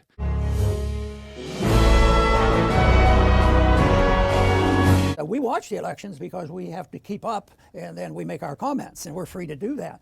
But you can't avoid it. You must have heard there was an election that went on. Did that get you excited, or do you say, why are we paying so much attention? How do you feel about all that? I was watching it far more closely back when you were running for office. These days, less so. My challenge, I think, with elections is that they can be very distracting. A lot of people focus on them, they get excited by them, and rightly so. I mean, they're important. But at the end of the day, I think people can make more impact in their community and in their family. And so that's what we're about, is trying to empower people to say, like, yes, pay attention to the election, sure, vote. But don't let that consume all of your political energy. There's so much that you should be focused on in your own home and your community. Yeah, and voting is a consequence of that other activity and education. Right. And that's one of the things that has attracted me to and got attention on what you're doing, because to me you're dealing with education, and you're starting at an early age. Yeah. And more so than a lot of others have. We know it's important, and the enemy knows it's important to deal with the very young, to indoctrinate. And unfortunately, I would say that we've been losing the battle to the indoctrinators in the government schools. So that's why I was delighted to see what's happening here. So tell us a little bit about how you got started. Was there a motivating factor? Had you thought about this for 5 years and then decided to do it? Yeah. Did somebody else prod you into it and make a suggestion? What happened? So I started my organization, Libertas Institute, in 2011. And my children were very young at the time. A few years into doing this work, my kids were 5 and 3. And I found that when I would come home at the end of the day, I would ask my kids, what did you do today? How was your day? And they would tell me in very simple terms, I watched this cartoon or I played with this toy. But my 5-year-old, when he was almost 6, he started to turn the question to me. Dad, what did you do today? Where were you? And I found myself wanting to share with him what Dad did. Hey, I was fighting eminent domain at City Hall, or I was combating this socialist legislation. So around this time, Elijah and I were talking about what would it look like to do a kid's book. I had gone to Amazon. I was trying to find books that teach liberty to kids. There was nothing. And so Elijah and I said, let's do a book. Let's just see what happens. There was no vision for this, for what it's become. There was no idea of how big it would be. But we decided to do our first book. We launched it in 2014. The reception was amazing. And to us, that was the vote of confidence that we should do another one and then another one. And so it slowly evolved over time until 2020, when the world fell apart. Now, so many families came to us for books and curriculum. And so we've really exploded since then, and it's been going great. I mean, as a practitioner of parenthood, as you were, it obviously what you've done really strikes a chord. And I remember very early on when the law came out, the Title Twins, the law, I think you passed out copies to basically everyone who came through in any office and passed it around. And I realized about 5, 6, 7, 8 years ago maybe, we were in Houston at a homeschool store. and where we go, for our homeschooling supplies, and there's a huge display of all the Tuttle Twins books, and I thought, okay, this is great. This is teaching young kids liberty, and Mayberry's books were there as well. So, I mean, I guess my question is an obvious one, but you started the Libertas Institute, but at some point you started focusing on the youth and on teaching young people about liberty, about economics. What was your thought process? At what point did you say, we hit it, this is what we want to do? Well, in the early days, it was all experimental. It was just, for Elijah and I, it was a labor of love. It was a side project for both of us. And it was slow going in the early years. Yeah. So, people would spread it through word of mouth. They would pop up in stores like Daniel just mentioned. And but again, I think for both of us, Elijah and I, 2020 was the turning point. There were so many families that were saying, what do I do? Now I'm homeschooling my kids. Where do I go? What curriculum can I use? And that's when the word of mouth exploded, because we had enough of a base of support that they could refer all their friends and tell them, oh, go get the Tuttle Twins curriculum, go get the Tuttle Twins book. So hopefully we don't have another pandemic anytime soon to spread the word even more. But that was a huge silver lining for us. Let me give you a little snapshot. This will help illustrate it. When we started in 2014, all the way through 2019, we sold a total of about 750,000 books. And it was a tiny little self-published thing. We were very happy by that number. In 2020 alone, we sold 1.3 million books, which was nearly double of the entire past history. So the toothpaste is out of the tube. A lot of people are now learning about these ideas. And I get excited thinking about who are the future Ron Pauls out there, that we're planting all these seeds at a young age, helping these kids learn these ideas when they're young. Well, so do you have a single book that you're working on right now, similar to the booklets that go out like the Tuttle Twins book? Yeah, so for those who don't know, we have books for toddlers. We have our main books, which are for elementary and middle school age, and then we have books for teenagers as well. Right now, what Elijah and I have been working on over the past few weeks is our next children's book. This one is going to teach about Marxism, and we're going to use material from Thomas Sowell, who's written a lot about this, and we're going to teach kids about what Marxism looks like, even with things today like ESG and DEI and all this unfairness that we see. We want to help kids understand kind of the Marxist roots, the class warfare, the oppressor versus the oppressed. And so hopefully that book will be out in a few months, but that's what we're actively working on right now. Very good. And Daniel, do you have a question for follow-up? Well, I think it's maybe your most recent title, but it certainly caught my attention, which is The Tuttle Twins Guide to True Conspiracies. That's taken on a big deal, and just having that title is very attractive. Tell us how that came to be, and tell us some of our true conspiracies. Wow, okay, so this was a very fun book for Elijah and I to do. There's a lot of conspiracy theories out there. For this particular book, we wanted to focus on 20 actual provable conspiracies, something for which there's documentation. And so we compiled a list, and for us the goal here is to help, this is a book for teenagers, by the way, this is in our teen series. Our goal is to help teenagers develop critical thinking, because if we can show them, look at all these shenanigans from the past when all this corruption has happened, then I think we can prime them to more easily understand that that type of corruption is happening today, and let's be on guard against it. I'll give you a little snapshot. Both of you are well aware of this story, but this is one of the ones that I like to share. The way I tell the story is that during the height of the Cuban Missile Crisis, JFK is in office, there was this fringe group of radical activists who wanted to go to war in Cuba. They wanted to invade. At the time, American polling showed that they didn't want to go to war. No one wanted to trigger World War III. And so, but this group did, these radical activists. They somehow got an audience with JFK himself to pitch their plan. Their plan was, let's bomb American cities, let's shoot down planes, let's shoot rafts full of people fleeing Cuba in search of freedom. Let's do all of this, but make it look like the Cubans themselves are the ones doing the shooting and the killing, so that we can blame it on Cuba, we can enrage the American people, and then they will demand that we go to war. JFK shot down the proposal from this group of radical activists, and so when I tell this story, I then give the reveal at the end. Who was this group of radical activists? You guys probably already know. It was the Joint Chiefs of Staff of the United States military. This is called Operation Northwoods. You can find the declassified memo online. And so we've got 20 stories like this in the book that are just so eye-opening for people who never learned in their own history books in school that anything like this happened. Now, if free market capitalism and economic freedom have been remarkable instruments to eradicate poverty globally, and we are presently experiencing the most favorable period in human history, it is worth inquiring why I assert that the West is in jeopardy. I argue that the West is endangered as in countries defending free market, private property, and other institutions of libertarianism, sectors of the political and economic establishment, due to errors in their theoretical framework and ambition for power, undermine libertarianism, opening doors to socialism and potentially condemning us to poverty, misery, and stagnation. because it should never be observed that socialism is always and everywhere impoverishing, failed in all countries where attempted. It was a failure economically, it was a failure socially, it was a failure culturally, and it also killed more than 100 million human beings. The main problem of the West today is that we not only have to confront those who, even after the fall of the wall and overwhelming evidence, continue to advocate for impoverishing socialism, but also our own leaders, thinkers, and academics who, sheltered in a misguided framework, undermine the foundations of the system that has given us the greatest wealth and prosperity in our history. The theoretical framework I am referring to is neoclassical economic theory, which designs an instrument unintentionally functional to the intrusion of the state, socialism, and the degradation of society. The issue with neoclassicals is that since the model they fell in love with doesn't match reality, they attribute the error to the supposed market failure instead of revising the premises of their model. On the text about a supposed market failure, regulations are introduced that only generate distortions in the price system that hinder economic calculation and consequently savings, investment, and growth. This problem essentially lies in the fact that not even supposedly libertarian economists understand what the market is, since if it were understood, it would quickly be seen that it is impossible for there to be such a thing as a market failure. The market is not just a graphical description of a supply curve and a demand curve on a graph. The market is a mechanism of social cooperation where property rights are voluntarily exchanged.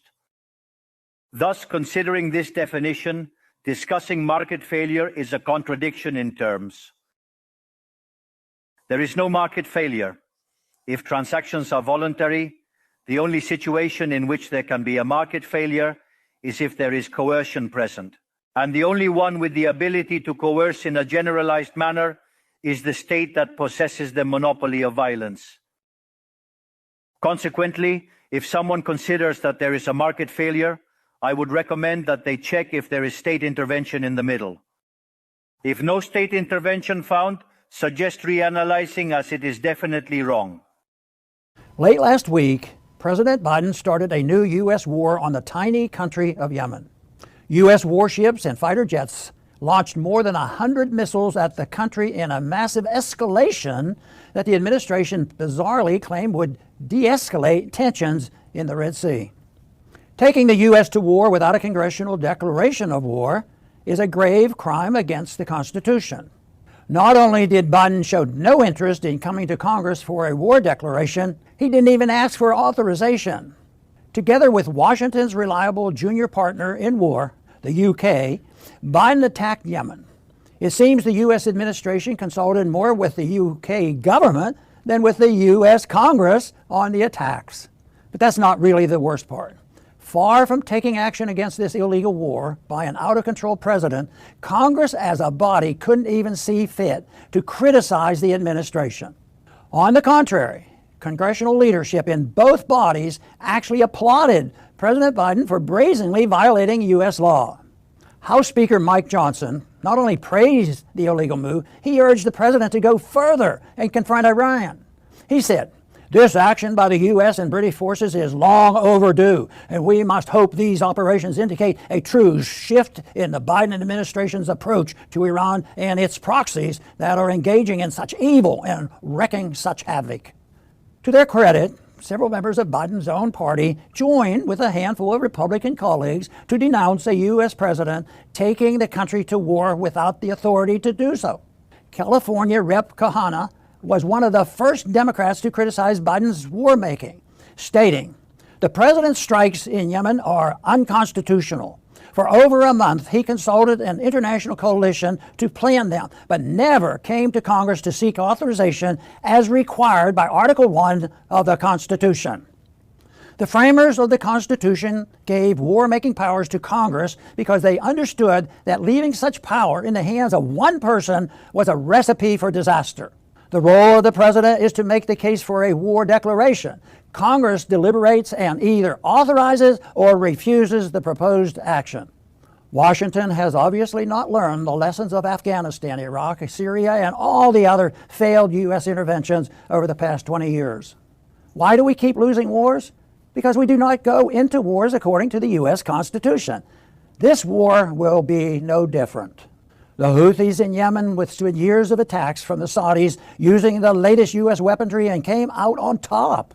In short, it was never our war, but now, with this attack, Biden has made it our war. So we are left with the strange and sad spectacle of Congress asleep at the wheel as a defense secretary launches military strikes from his hospital bed in the service of a president clearly not in his prime. All this in pursuit of a policy that makes no sense and is leading the U.S. closer to a major war in the Middle East that will only harm, not serve, the U.S. national interests. Thanks for listening.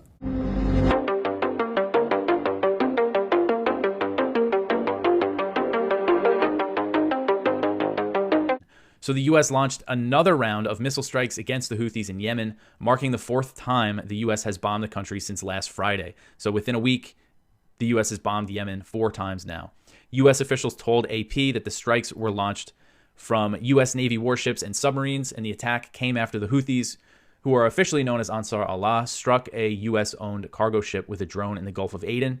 We'll get more into that in another story. So there were reports on social media that said strikes were reported in towns and cities across Houthi-controlled Yemen, including Hodeidah, which is at the port city, Sadr, Damar, and Al-Baida.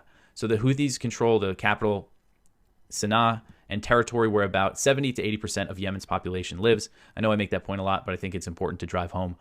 Because a lot of people, if you look at the map, it might look like the Houthis only control a small amount of territory, but it's where most Yemenis live. U.S. Central Command later confirmed the strikes and claimed that it targeted 14 Houthi missiles that were loaded to be fired in Houthi-controlled areas in Yemen.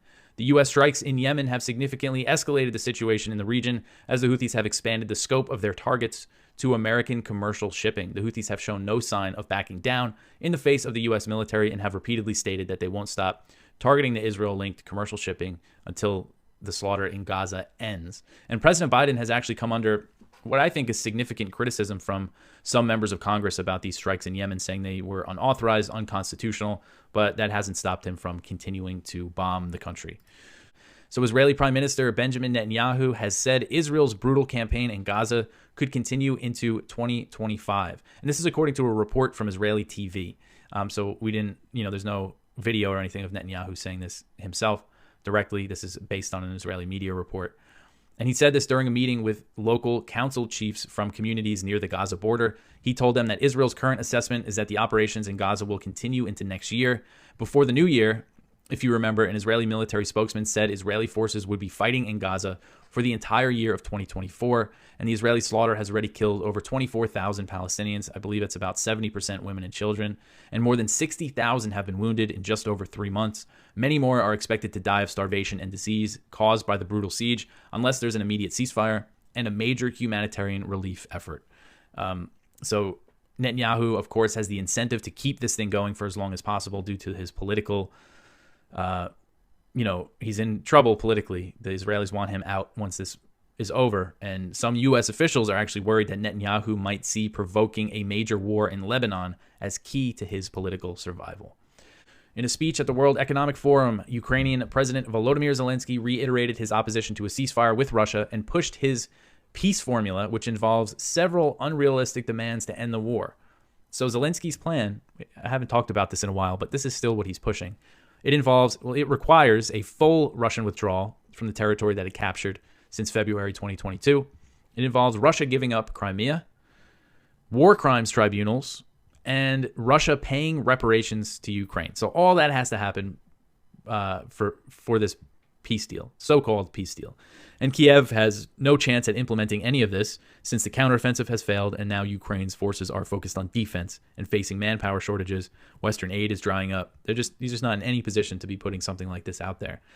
But despite that reality on the ground, Zelensky's peace formula has received backing from the U.S. and other Western nations. He said that there was a meeting in Switzerland and that more than 80 countries were represented about his peace formula. And Switzerland's president said that she offered Zelensky for Switzerland to hold a peace summit to bring an end to the war in Ukraine. That sounds good, right? And this happened the other day. And the headline was, Zelensky asks Switzerland to host a peace summit. So people said, oh, well, that'd be good, right? Maybe this thing could finally end.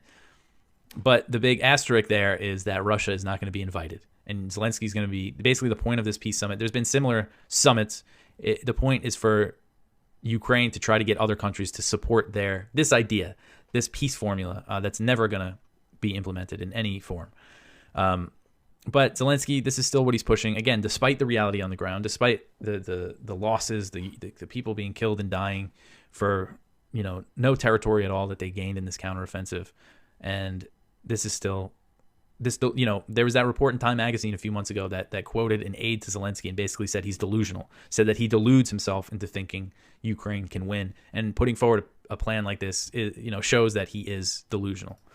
Here's Gerald Salenti with today's trends in the news. As the Israel war heats up, and as one of our top trends for 2023 was Middle East meltdown, and now it's melting down, America is now at war with the Houthis.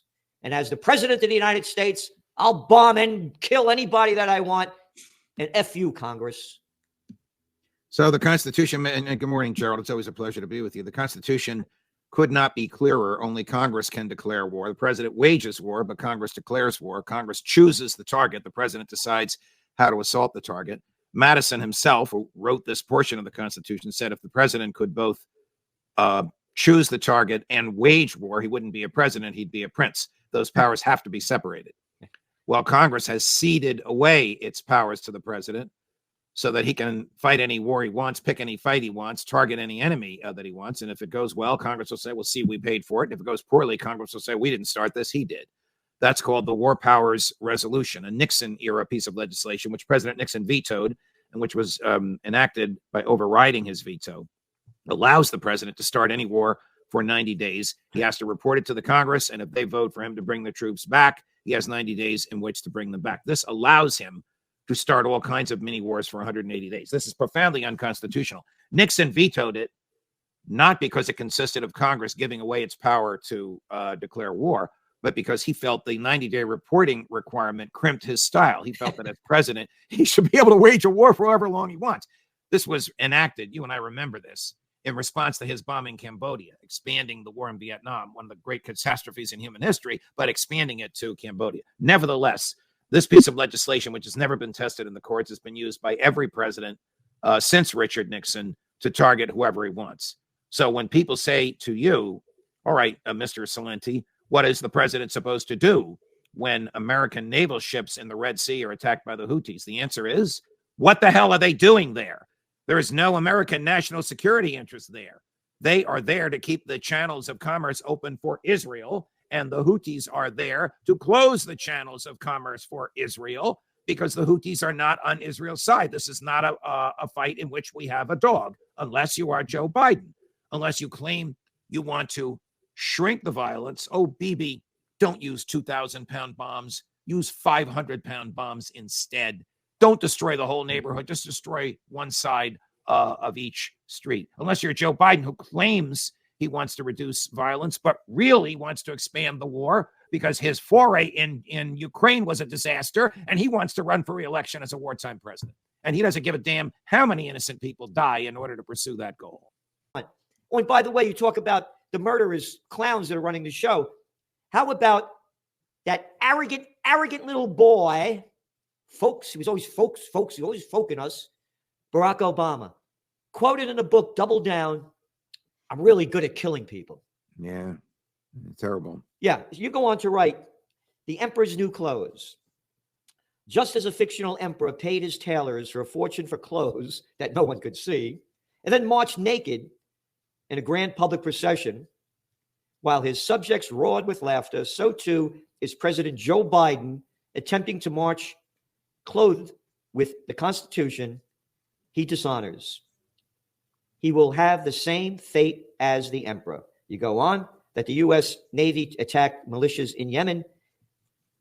He did so after learning that the militias had attacked non-American ships carrying goods and fuel destined for Israel. Israel is currently engaged in destroying Gaza, and the U.S. backs its longtime political ally. So just I want to comment on this, that every time you read the mainstream media or listen to it, every time they name the Houthis, they always begin it with Iran-backed. They don't say, when they talk about the IDF, the Israeli Defense Force, American-backed. But the Houthis are always Iran-backed. That's the propaganda that they keep selling. Correct.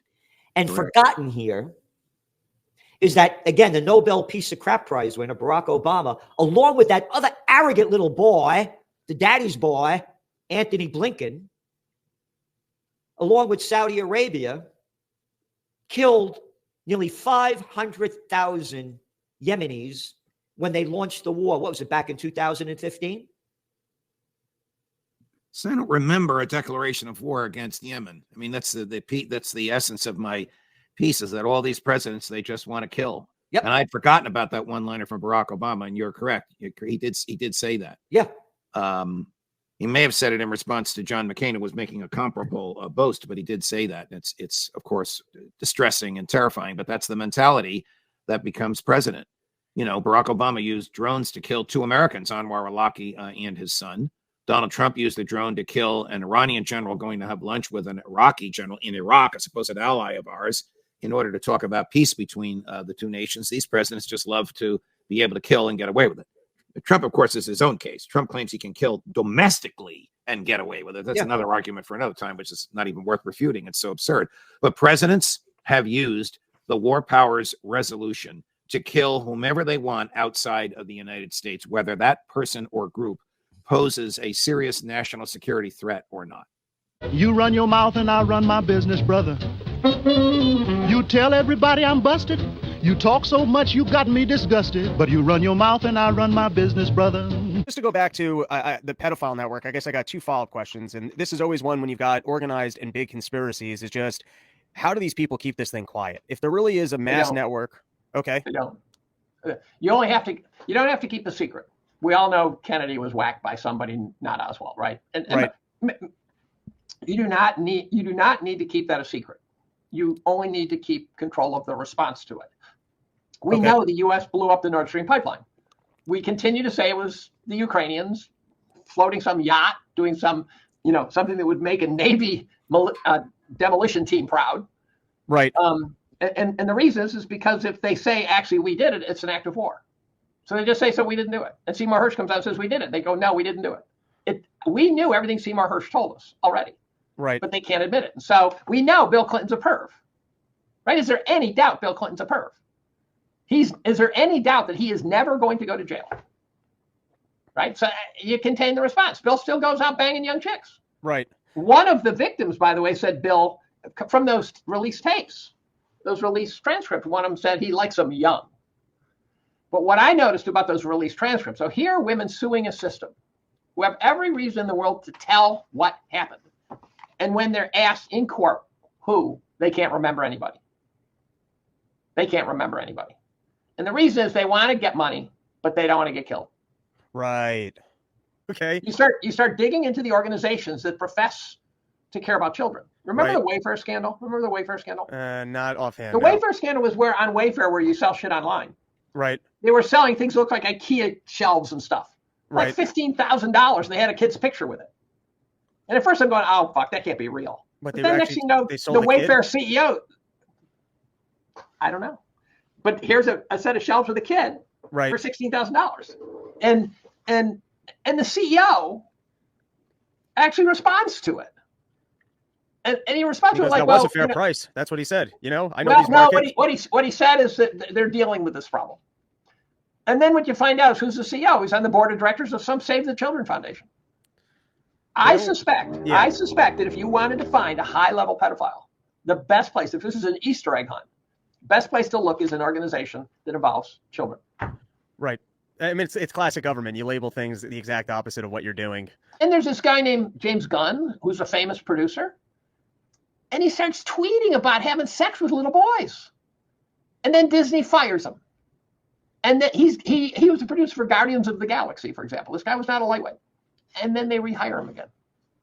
And his tweets are real. And they got saved. And then you got Pizzagate, where Assange, which by the way, I think maybe why Assange got rounded up, or they're trying to round him up, releasing the emails of Podestas and Clintons and stuff in which they're talking about pizza for $65,000. And they're using all of the goddamn pedophile code words. And they're so out of context. Where you go, they talk about doing something, and I'm coming over to ask, we're going to do pizza for a couple hours. You go, what does doing pizza mean? Right. Well, pizza's kids, and then they talk and hot dogs. There's the different standard things have different meanings. If you read them in the context of the pedophile code words, the email's clear. And there's a ton of them. Remember the McMartin daycare case by chance? The McMartin daycare case was one of the first ones I noticed where a preschool was said to be a pedophile ring. And that's when I thought pedophiles were loners. So I said, this makes no sense. And then they put them all in prison. There were supposedly tunnels underneath the school, and tough tunnels are always a tip-off. Tunnels are a tip-off. And then years later, the kids come out, and some of them are suicidal, some of them killed themselves, and some have said, "Oh, I realized that I was coerced into saying what I said." And they gave it the name Satanic Panic or something. They gave it a name. Some psychologists wrote a paper, and whenever some kid accuses someone, they say, "Oh, that's just Satanic Panic." And it turns out I thought, okay, so I was right. That wasn't it. It turns out it's exceedingly common for the victims to recant because a shitstorm hits them the minute they come out. They can't come out. They'll just be destroyed yet again. There was just one the other day where there was a law that was going to do something to pedophiles in California, and the goddamn guy vetoed it. Right? It just. Everyone in Washington is a made person, a made man, made woman, whatever. There's dirt on all of them. And so you don't have to be a pedophile for someone to come and say, by the way, if you don't cooperate, we've got this on you. You've embezzled this. You've got this donor. They can donate money and have it come from China, right? They're all owned. Again, what I think it is if you wanted to defeat the United States, you can't pull battleships up to the shore. What you have to do is get us to destroy ourselves. And if you go on that model, then you realize that all the George Soros stuff, all the pedophilia stuff, all the corruption, all the transgender stuff is all about rotting. There's a Paul Harvey 1965 presentation. I used to love listening to Paul Harvey on the radio, in which he said, if I were the devil, and he described all the things he would do to destroy our society if he was the devil. 1965, you would not believe how precisely he described today.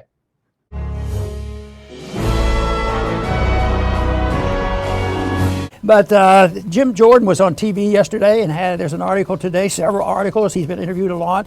And Jim Jordan is not bashful. No. And he says he demands answers after the Biden administration, I can't believe that, caught flagging MAGA and Trump to track political opponents' financial transactions.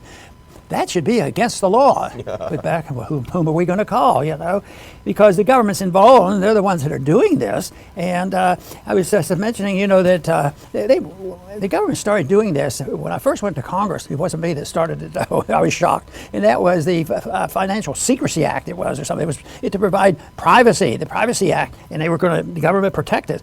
But almost always, no matter what the name is on bills, remember how I would talk, it's going to be the opposite. Yeah. And that's what that was. It was just sort of opening the door. I mean, we're not naive. There's a lot of dirty tricks. There's always been dirty tricks. That's part of the game. But this seems particularly insidious because, as I understand it, we can put up that first clip because it's the article we're talking about. We saw it originally in Zero Hedge. You saw Jordan on TV, and you said he made a very powerful presentation on this. But here it is. Jim Jordan demands answers, as you say, Dr. Paul, after the Biden administration was flagging MAGA and Trump to track political opponents' financial transactions. So he has obtained documents revealing that these agencies have done this. Now, as I understand, I'm not an expert, but just imagine if you're involved in a transaction, maybe you're getting a car loan or something, and you keep getting flagged, trying to get a house loan, what have you. And here you have these problems. And I'll go to the next one. Here's a letter he sent to the individual that was in charge of the government institution, where he's asking, it's not only MAGA and Trump, it's also if you bought a religious text, like a Bible, or if you shopped at Bass Pro Shop, and a couple of those other places where you buy the big boats. I guess that's their stereotype of a Trump supporter. Young audiences question climate alarmism, prompting calls to censor the content. And if you go to the next one, what this was is this group, the Center for Countering Digital Hate. It sounds scary. It's a left-wing British group. They did a study because they wanted to figure out what's going on social media with climate change, global warming, what have you. What they found out was it revealed a significant skepticism, the study they did among young people regarding climate alarmism. It's a development that poses a challenge to advocates of urgent climate action, but is likely to be welcomed by those who see stoking fear about the supposed ills of global warming as exaggerated. This is the explanation in Epoch Times. Now, this group, the Center for Countering Digital Hate, now you'd think they'd be out there, I don't know, looking for Nazis or something. No, but it's a left-leaning group that was sued by Elon Musk for allegedly engaging in a scare campaign to drive away advertisers. So what they found, if you go to the next one before I turn it back, now they went and they looked and they found something very alarming, Dr. Paul. Researchers found that roughly 1/3 of teenagers, the predominant YouTube audience, hold views such as, quote, climate policies cause more harm than good, or consider, quote, climate change a hoax to control and depress people. That's got to warm the cockles of your heart. That is disaster for the enemy, because ideas have consequences. And what I sort of get a personal enjoyment out of this is young people waking up, because I've always argued the case. Not that, but if I'm in an audience, I'm talking about young people being responsive. I talk about young people, at heart, and if they're young at heart and open to ideas, you're young and an understanding of liberty. But to me, this is great news. This is realism coming through. It's with the young people. I believe they're more open-minded, and I usually categorize the group that is least likely to come this way. But you have to be careful, because not everyone in this, and that's just the Chamber of Commerce, because they're so blended in, to Slavian and depending on the government and all the bonuses that they get. And I think that the amazing thing about all this is when they do all these airs and they don't work, and young people start to wake up, the people that have gotten themselves into a hole here, they never are sorry. They're incapable of showing shame. That to me is the eternal contest between telling the truth and the nihilism, where people think, don't waste your time on this. And I think that conflict is growing and growing, but I think the identification of it is very worthwhile. And people have sorted it out, not because I suggested it, but people have sorted it out because what percentage of the people don't believe the government now? And here the young people are looking at this, and they've been indoctrinated for a long time. I was shocked when 15 or 20 years ago, come across what some of the kids in kindergarten they were indoctrinated with some of this stuff. So I think this is, I consider it mostly good news. And then those of us who believe in different ways to try to put it in a form where they understand why politics are important, ideas are important, and congratulate these young people for saying, guess what? These young people might have more common sense than these people who have gone through 15, 20 years of government education. Yeah. Market failures do not exist. An example of the alleged market failures described by neoclassicals are concentrated structures in the economy. However, without functions that demonstrate increasing returns to scale, whose counterpart are the concentrated structures of the economy, we would be unable to explain the phenomenon of economic growth from 1800 to the present day. Look how interesting. Commencing from the year 1800 and extending onwards, with the population experiencing a multiplication of more than 8 or 9 times, the per capita income underwent a growth of more than 15 times in magnitude. To clarify, there are more returns. This caused poverty to drop from 95% to 5%. However, the presence of increasing yields implies the existence of concentrated structures, which would be referred to as, for example, a monopoly in the market economy. How can it be that something that has generated so much well-being, according to neoclassical theory, that is considered a market failure? Neoclassical economists think outside the box. When the model fails, don't get angry with reality. Get angry with the model and change it. The dilemma for the neoclassical model is that they aim to enhance market functioning by targeting perceived failures. By doing so, they not only open doors to socialism, but also undermine economic growth.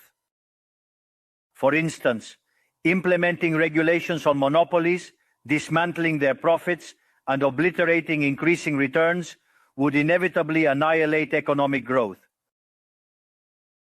In other words, Each time you want to correct a presumed market failure, inevitably, due to not knowing the market or because you have become attached to a failed model, you are opening doors to socialism and condemning people to poverty.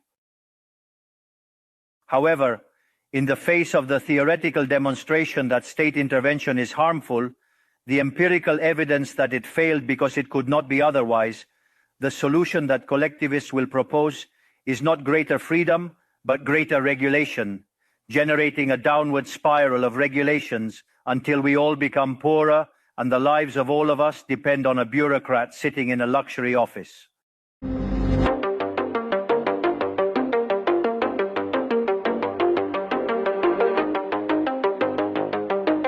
So, President Biden acknowledged on Thursday that his strikes against the Houthis were not working to stop them, but he vowed that they would continue anyway.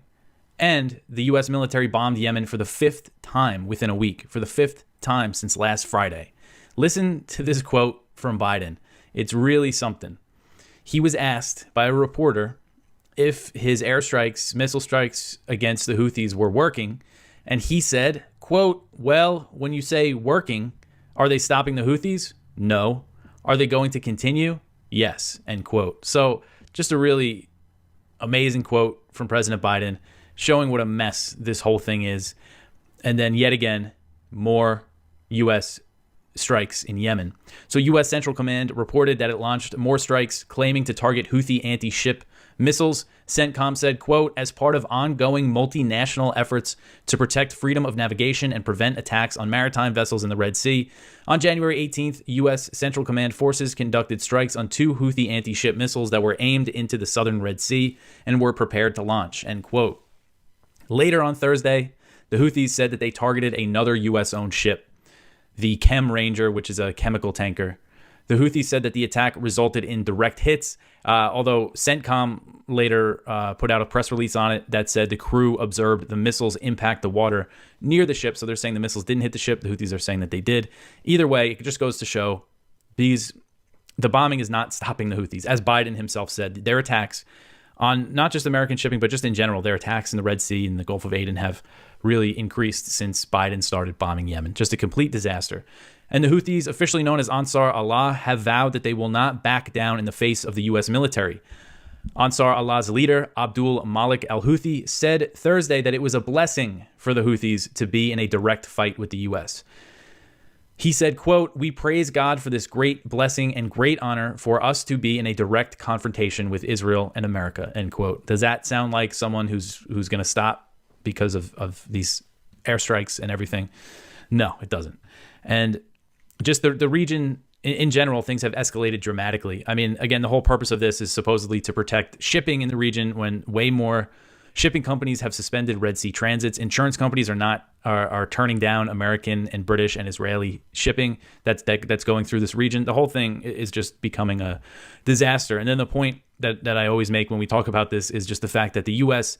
backed a brutal Saudi UAE war against the Houthis from 2015 to 2022 that killed 377,000 people. More than half of those people died of starvation and disease caused by the blockade and bombing campaign. And what happened to the Houthis in that time? They just really became stronger and they got better at fighting and developed missile and drone capabilities. So again, it just goes to show these strikes are not going to stop them, but it's just going to continue to escalate. So Israeli Prime Minister Benjamin Netanyahu said Thursday that he has told the U.S. there will be no Palestinian state in any post-war scenario and that Israel must control all of the territory from the Jordan River to the Mediterranean Sea, which includes the West Bank and Gaza. Netanyahu said at a news conference, quote, "In any future arrangement, Israel needs security control of all territory west of the Jordan. This collides with the idea of sovereignty. What can you do?" End quote. So, it sounds a lot like he's saying from the river to the sea, which many pro-Israel people say that if activists say that it's a call for genocide, but when Netanyahu says it, I'm sure it's fine. So his comments came after Secretary of State Antony Blinken called for the creation of a Palestinian state, and other U.S. officials have floated the idea of linking Israel-Saudi normalization with the creation of a Palestinian state in the future, but Netanyahu has rejected both ideas. He said, quote, "This truth I tell to our American friends, and I put the brakes on the attempt to coerce us to a reality that would endanger the state of Israel," end quote. With everything else going on, you got Iran and Pakistan bombing each other. So Pakistan said Thursday that it carried out airstrikes targeting militants in Iran, which came after an Iranian attack on Pakistani soil. Pakistani officials said the strikes targeted 7 locations used by ethnic Baloch. I believe that's how you say it. That's the ethnic group Baloch or Balak, Baloch. But anyway, these militant groups known as the Balochistan Liberation Army and Balochistan Liberation Front. Pakistani warplanes and drones hit targets about 30 miles inside Iran in the Sistan and Balochistan province. Iran condemned the strikes and said the attack killed 9 foreign nationals, including 3 women, 4 children, and 2 men. The Iranian Foreign Ministry said it condemns the unbalanced and unacceptable action of Pakistan in the drone attack on non-Iranian citizens in a village on the border wall of the 2 countries, end quote. So earlier in the week, Iran launched unprecedented missile strikes in Pakistan against Jaish al-Adl, a Sunni militant group that took credit for a December 15th terrorist attack against a police station in Rask, Iran, which killed 4 people. And Pakistan, which is a nuclear-armed country, strongly condemned the Iranian strikes and said they killed 2 children. Both sides are calling on each other to do more to deal with the militant groups that operate along the Iran-Pakistan border. Here's Gerald Salenti with today's trends in the news. Record real estate debt set to come due. Oh, this was in yesterday's Wall Street Journal. Oh, kind of old news. We've been warning about the commercial real estate crisis for how long now? Oh, when they started the COVID war, forced people to close down their businesses and got to work from home. Oh, yeah, it did great damage. Yeah, the office occupancy rate is only about 50%, and office vacancy rate is 20%. So record real estate debt set to come due. Commercial sector expected to reach a peak of $602 billion. Yep. And then the markets. Today, the markets went up. They've been down, up and down. None of this means anything right now. This is Macy's just announced they're going to close, 5 stores, fire about almost 2,500 people. And the Google, one after another, firing. But everything's fine. Everything's okay. Don't worry about it. Things are just going to be okay. The whole game is rigged. The eye-popping interest payments spike on our national debt. Combined net worth of nation's most prominent billionaires would cover a single year's interest. This is from the Daily Wire. You ready? The United States collected $4.4 trillion in federal taxes in fiscal 2023, up year from $4.19 trillion in fiscal 2022. Yet the debt increased by more than $2 trillion. Taxes, stealing our fucking money. Taxes, robbing you fucking blind to give you back shit so the scumbag bureaucrats could have their jobs, and these fucked up pricks, and I can't say the other word, politicians never have a working day in their life. This is an article in the toilet paper record. $6 to get the Sunday Times, by the way. You get nothing from it.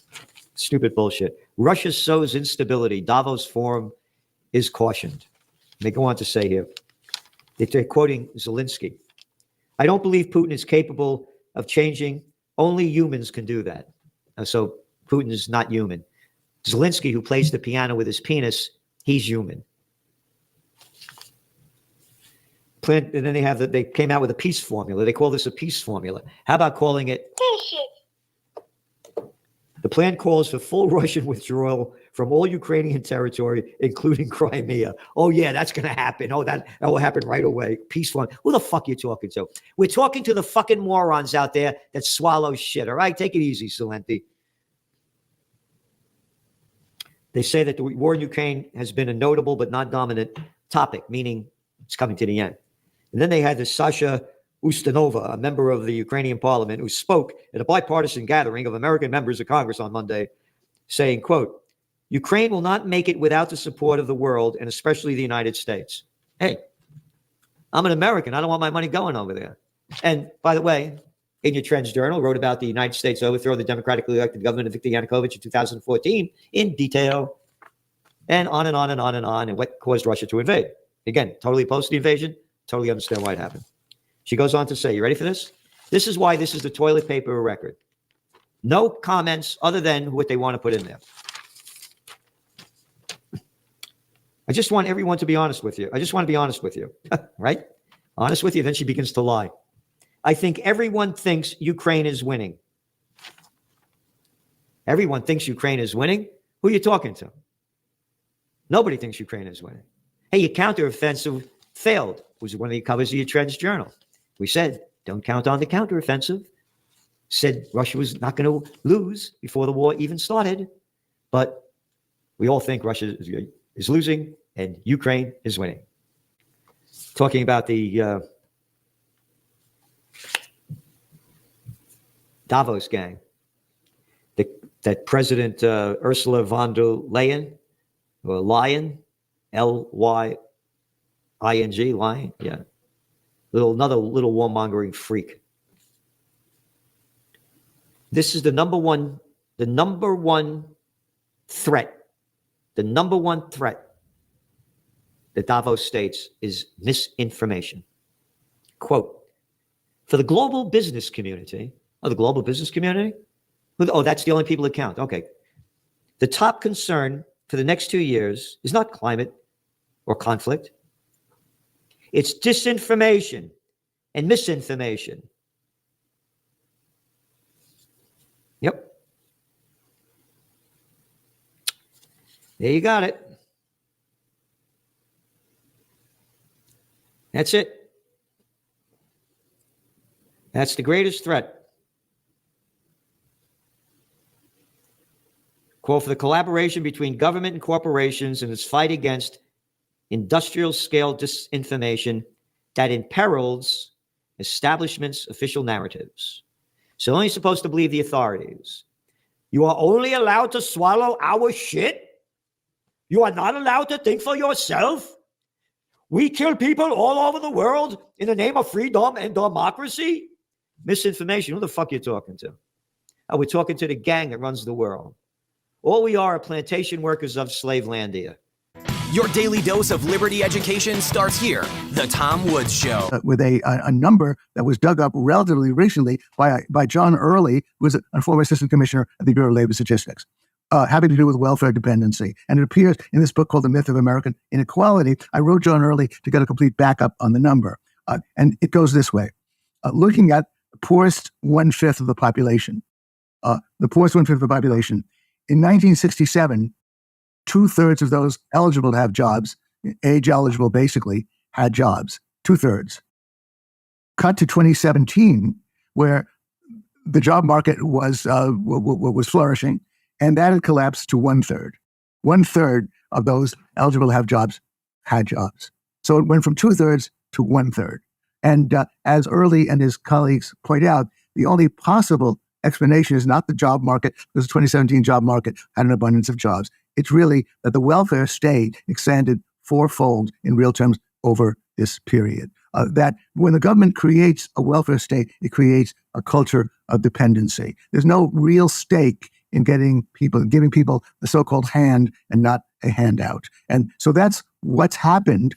These people are trapped in poverty, partly because of the so-called fiscal cliff. And the fiscal cliff being that once you start earning your first dollar after you receive welfare benefits, it costs you almost like more than $1 in benefits. So there's no stake on the part of the government to get people out of poverty. There's in fact a stake on the part of bureaucracy to keep people in poverty, keep people on the dole, because that's how they do their business. So again, I start with, in that case, in the most contentious part of making a case to a progressive. How are you going to help the poor? Are there going to be people who have difficulty making it on their own? And the answer is given in part by our colleague Gerard Casey, whom you had on the show. I think I prompted you to have him on from an essay he wrote called "Let the Poor Starve: A Libertarian Approach to Welfare." As he wrote, there was social welfare before the welfare state got into the welfare business. And so my point then is that if indeed there are people who have difficulty making it on their own in a free market, the free market can best handle it. If you give it to government, government will create dependency. If you give it to the free market, then the free market has a much better chance of helping these people in the appropriate way. So that's my main point there, Tom. Any comments, any criticisms? Oh, I also like the point that Johann Norberg makes, where he tells the old joke about how do you get yourself a small fortune? So you start with a large fortune and you whittle it away. And yes. And so he says that the analogy with Sweden is that in the 19th and early 20th centuries, it was a much more free market place. So it could build up a lot of wealth that it could then spend on whatever these social welfare programs and stuff. So even in 1950, tax revenues in Sweden were still only around 21% of GDP. So it was over the next few decades that you get to see the much higher taxes coming in, and then you do see a little bit of more of a slowdown. But the wealth to do it came about in the first place because they had a market economy that could generate all this. I mean, you couldn't establish a welfare state like that in a poor country that was starting off with nothing. So that's a fact.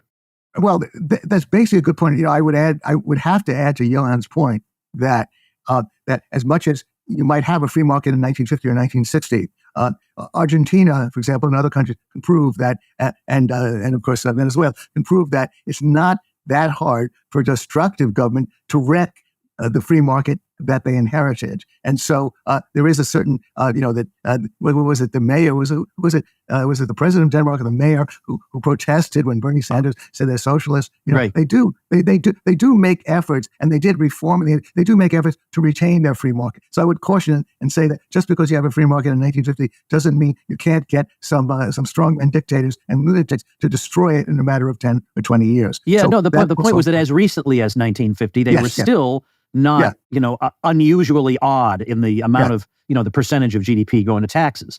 And then you get all this happening. Yeah.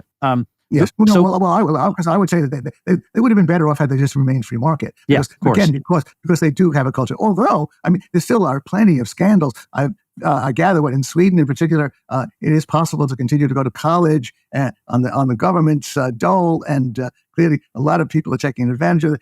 There are a lot of abuses. I guess they have not created a culture of dependency, which is what's happened in this country. And indeed, it is what's happened in those so-called southern countries that also practice the Scandinavian model. And so we're cherry-picking then extremely self-reliant cultures in the case of the Scandinavians and using that as a case study to show that the U.S. should follow their example. And it's bound to be a failure. It already is a failure. The Peter Schiff Show.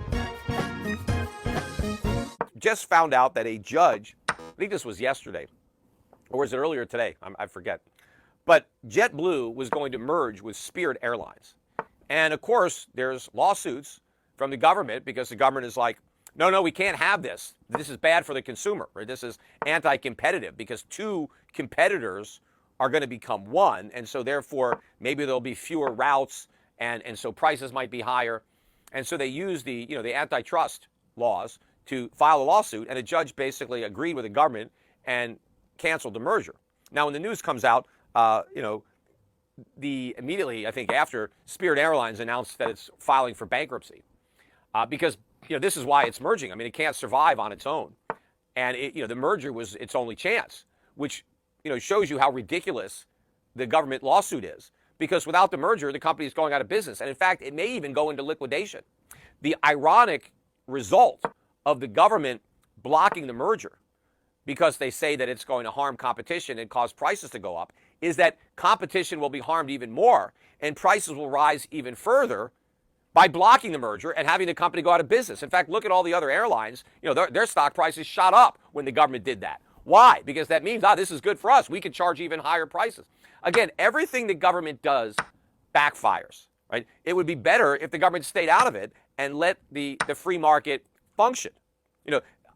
Our politicians could learn a lot from Milei, right? Javier Milei, the new president of Argentina, who gave a brilliant speech at Davos. I really wish that we had a president like that here in America, if we even had somebody to vote for, somebody running for president anywhere near the caliber. But he understands this. But here's the biggest irony of it all when it comes to the airlines. The government is upset that this merger may limit competition. And so it wants to stop the private sector from operating more efficiently, which is what the goal was of this merger, was to create economies of scale, to create efficiencies that ultimately would benefit the consumer. Right? The government action is what's harming the consumer. But if the government really cared about the consumer, about people buying airline tickets, what the government could do is remove the legal impediment that it has imposed that prohibits foreign carriers from competing with domestic carriers on U.S. routes. The government, and I've talked about this on the podcast in the past, but not everybody heard that podcast, so I'm not, sometimes I have to go over the same material twice, but a lot of you might not have heard this. And most Americans don't even know this. But it is illegal, based on U.S. government rules, it is illegal for a foreign carrier to sell tickets on a domestic route, even if the plane is flying that route. And if you're not sure what I mean, let's say you got Air New Zealand, for example. Let's say you got an Air New Zealand flight that starts out in New York and then flies to LA, right? So people in New York want to go to New Zealand, people in LA want to go to New Zealand, right? So they buy a ticket on this Air New Zealand plane. And so it starts in New York, and then the New Yorkers, they board the plane. Then the plane flies to LA. Now, of course, it's got a lot of empty seats, right? Because it's waiting to pick up the rest of the passengers in LA who also want to go to New Zealand. So it flies from New York to LA and then picks up the rest of the passengers. And then it takes the full plane and flies to Auckland or whatever, right? Well, why can't Air New Zealand sell a ticket from New York to LA, right? Because the plane is like half empty. A lot of people want to go from New York to LA. You got this beautiful airplane, right, that are, a lot nicer than a lot of the domestic airlines, great quality, business class, first class seats, right? They're empty, right? Why can't Air New Zealand sell those tickets? Why can't someone just buy a ticket from New York to Los Angeles on Air New Zealand? Because the government won't let them. The government is prohibiting it by law to limit competition and cause air prices to be higher, right? If all of these planes, all these carriers, Air New Zealand, Qantas, Cathay Pacific, Singapore Airlines, Emirates, if all these airlines that are already flying above the United States and landing at our airports, if the U.S. government simply allowed these planes to sell tickets on their empty seats, it's the same amount of fuel, right? We're wasting all this fuel. People could be sitting in those seats. Why are they not there? Because the U.S. government won't let them there. So think about the hypocrisy of trying to block this merger. Because, this might result in higher prices. What the government is doing is causing higher prices. And that's the only justification. The only reason they're doing it is to keep prices higher for United Airlines and Delta Airlines and American Airlines, right? They don't want to have to compete with these other airlines. So they got the government to limit their competition, right? So this is what government does. Government pretends it's our friend. We got to protect the consumer. No, it's the government that is harming the consumer. The consumer needs protection from government, not from the free market. See, Milei understands this, but none of our leaders do.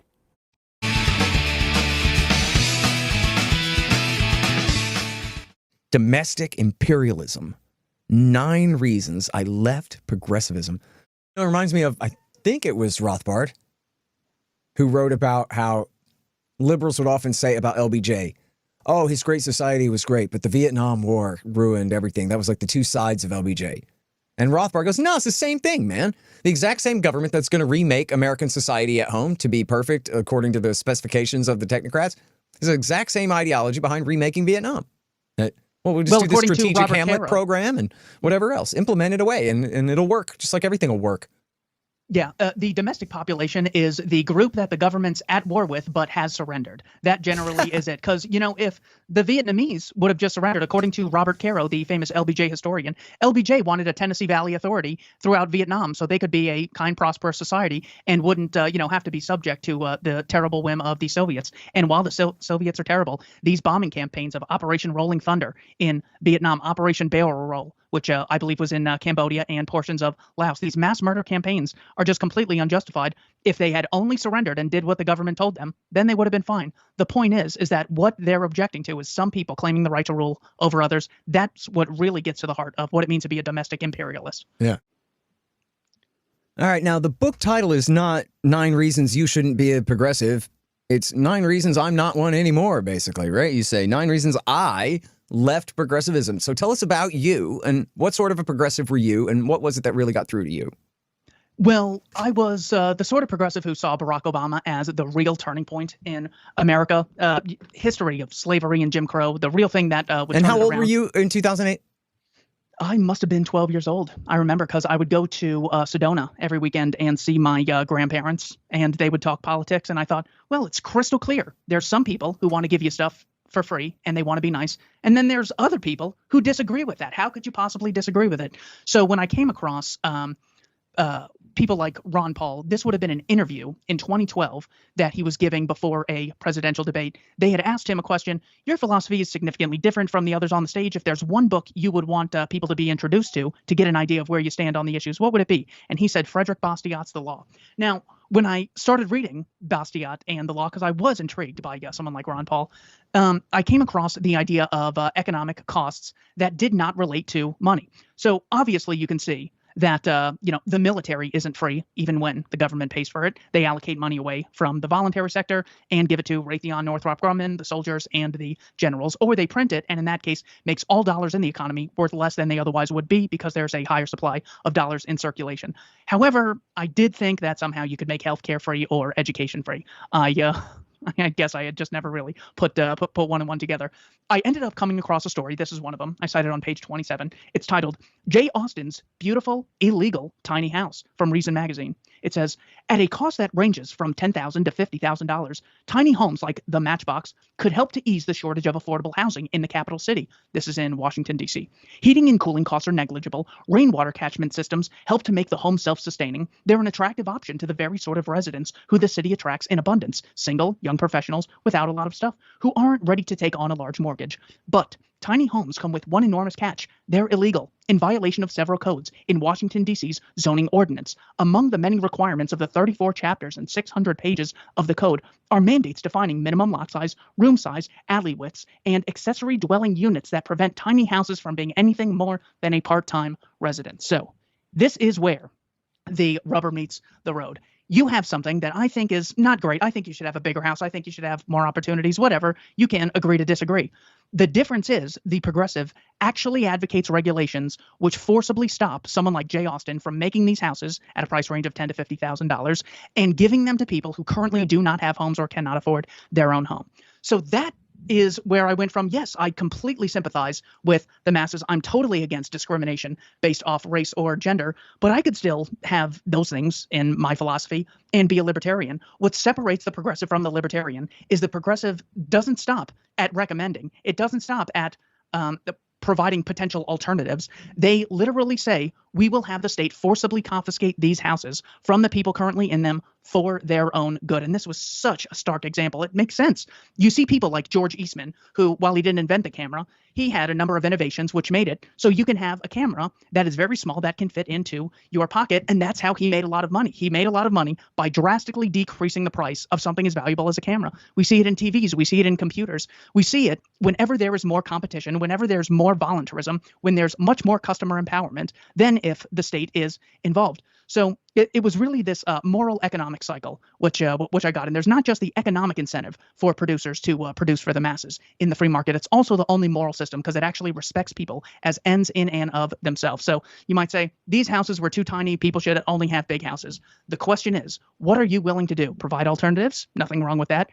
Give them advice on how to get more skills so they can have more income and buy a bigger house? That's also fine. The progressive actually claims to own your body and all potential houses in the area of America and will forcibly stop you from doing something that you think makes your life better off because they know better than you. That's why I joined progressivism. That's an example of why I left. Welcome to Liberty Lockdown. Please scan your barcode. Your liberty ain't gone, but yeah, it's on hold. Given the resounding failure of collectivist models and the undeniable advances of the free world, socialists were forced to change their agenda. They left behind the class struggle based on the economic system to replace it with other supposed social conflicts equally harmful to community life and economic growth. The first of these new battles was the ridiculous and unnatural fight between man and woman. Libertarianism already establishes equality between sexes.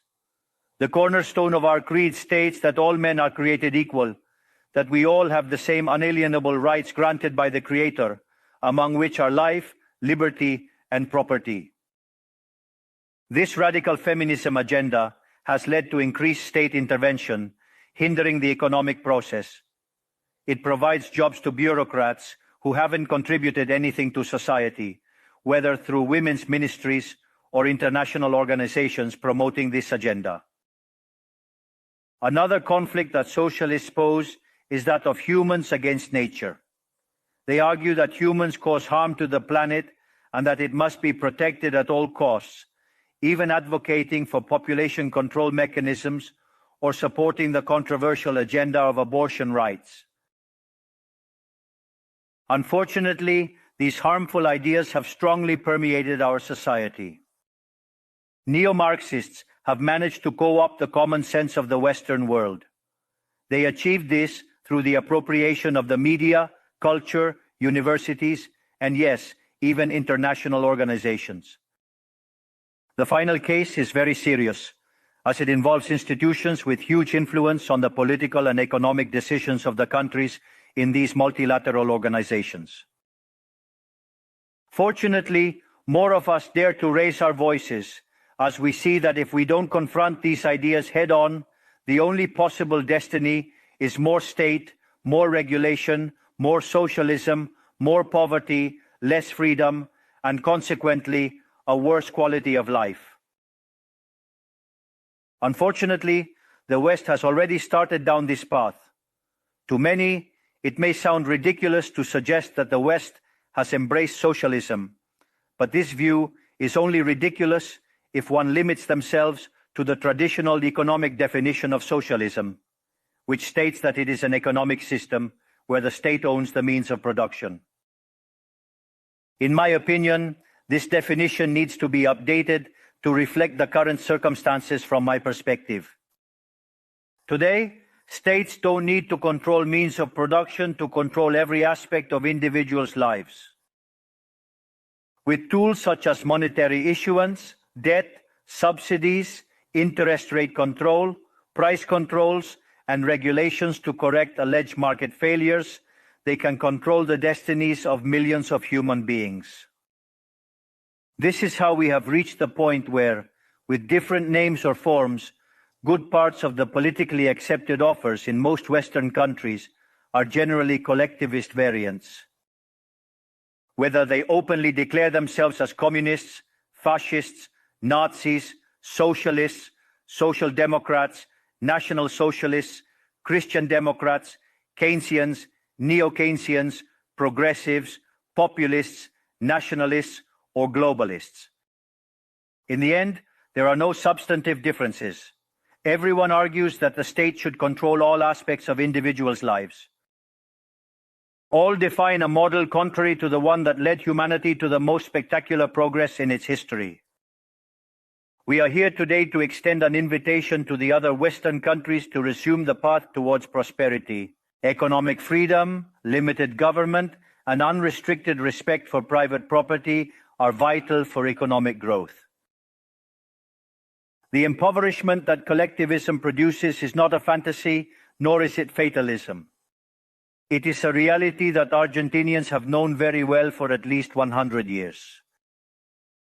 Because we have already experienced it, we have already gone through this. Because as I said before, since we decided to abandon the model of freedom that had made us rich, we are trapped in a downward spiral where we are getting poorer every day.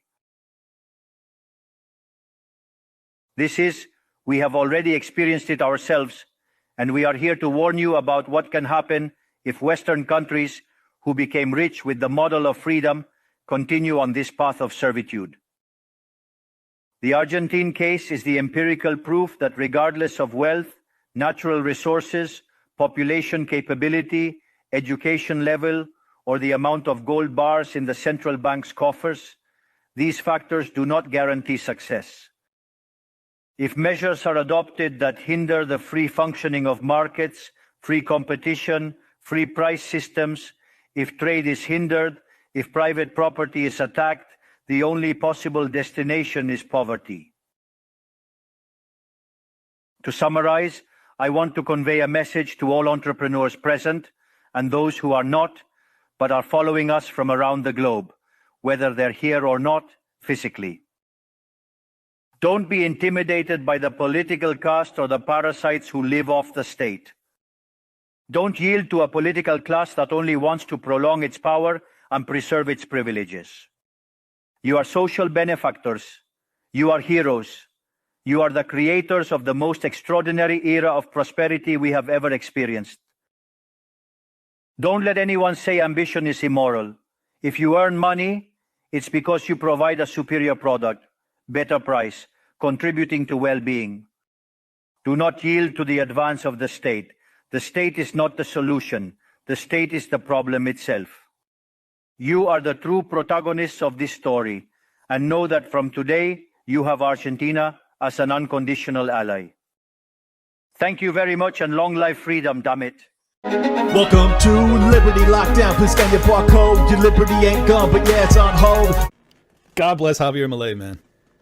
Going into the lion's den and telling them the state is the problem. These people are in fucking Davos every year talking about how the state is the answer to everything. And he walks in there and he says, the state is the problem. Do you know how important this is? Do you know how vitally necessary this is? Just assume for a second that Javier Milei and Vivek Ramaswamy and Donald Trump, everybody's controlled up. Okay? Okay. What about the fire that they're igniting with this rhetoric? What about the people that are listening and internalizing this and going and picking up Rothbard or Mises and starting to deep dive these rabbit holes and figuring out that the central bank is actually what's destroying their way of life? How do you put that flame out once it's ignited? It ain't easy. What if you do it on scale? What if you have 1 billion people all over the world that read it, that internalize it, that become as passionate and as psychotically optimistic as I am? How do you stop them then? You don't. You get out of their fucking way. And you hope that they're kind enough to forgive you. This is why I'm pumped. Okay? Maybe Milei fails in Argentina. Maybe Vivek gets no opportunities in the Trump administration. Maybe Vivek is proven to be a fraud ultimately. None of it is actually relevant to what I'm talking about. I'm talking about igniting a flame that cannot be extinguished. That's what they're doing. And they're doing it to the faces of the people that are responsible for the downfall of civilization, as they use flowery rhetoric as they try to explain how they are superior to all of us, how the technocrats ought to have control, how they have a moral clarity as to their own superiority, that they have complete certitude that if given infinite power over every man, woman, and child's life all over the world, that if only that would happen, if only we would stop thinking for ourselves and expecting to be able to do things of our own volition, that then all of our problems would be alleviated. They're wrong. They're evilly wrong. And we have people now that can go into these events and say so. With passion, with facts, with statistics, with the history to prove it out. That's fucking incredible. I am so inspired. If you're not, check your pulse. What the fuck? I mean, what the fuck? This is amazing. This is amazing. What an unbelievable time to be alive. We have an anarcho-capitalist that's the president of a goddamn nation with 50 fucking million people in it. What are we talking about? There's no hope? You have no hope. A totally unthinkable thing just happened, and you are hopeless. Well, then give up already. Pack it in. But you know what? For those that haven't given up, stop dragging us down. Allow the people that are passionate to get the fuck after it. If for no other reason than your own potential well-being. You don't know what I might go out and accomplish. You don't know what Vivek might go out and do, or Milei, or even Trump in his second term. Who knows? Maybe the dude has actually learned something. Maybe. I'm not saying it's likely. Odds are probably against it, but maybe. Have a little fucking hope. There's miraculous things happening all around us, from Bitcoin to decentralized communication to encryption to people finally embracing libertarianism and sound money. To people being sick of the endless wars, to people actually realizing that $34 trillion of debt is not sustainable, to actually thinking about these things on a high level, not superficial, to be able to say so with passion and studiousness, to actually understand what the fuck you're talking about. There are more of us right now on Earth than ever. I am not hopeless. I will not give up. Sorry to get so jacked, but I'm fucking serious about this shit. I want a goddamn planet that my fucking kids can be safe in. Do you? Have you given up so much that you have just written off the future of your progeny, that you don't care what happens to them? Because if that's who you are, then you need to look in a fucking mirror. You need to get back in this game. It's not over. We're not even close to the end. Is it dire? Are the odds stacked against it? All of that, yes. Yes. Is it over? Has the shot clock expired? Is the fourth quarter, are we down by 3 touchdowns with 30 seconds? No, the fuck we're not. No, the fuck we are not. We have time-tested, beautiful ideas to counter these utterly shitty ideas that are being pushed on us by some of the least impressive, most worthless human beings that have ever walked the face of the planet. And you think we can't win in light of that? What the fuck? I'm sorry. No. I'm not going to lose to these people. Are you going to lose to these people? Are you fucking kidding me? It's ridiculous. They're not going to fucking win, okay? So just put it in your fucking brain. We're winning today. And the next day, and the next week, and the next month, and the next year, we're going to fucking win over and over and over again. Will we have setbacks? Yes.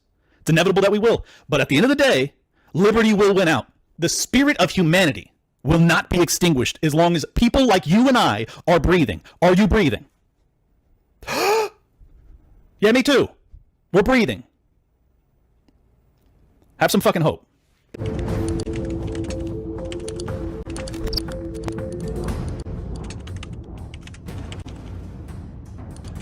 You're like me, you've probably heard some people say things like, hey, the founders weren't anarchists after all, in various scenarios, and I'll get to that in just a moment, but it's true, they weren't.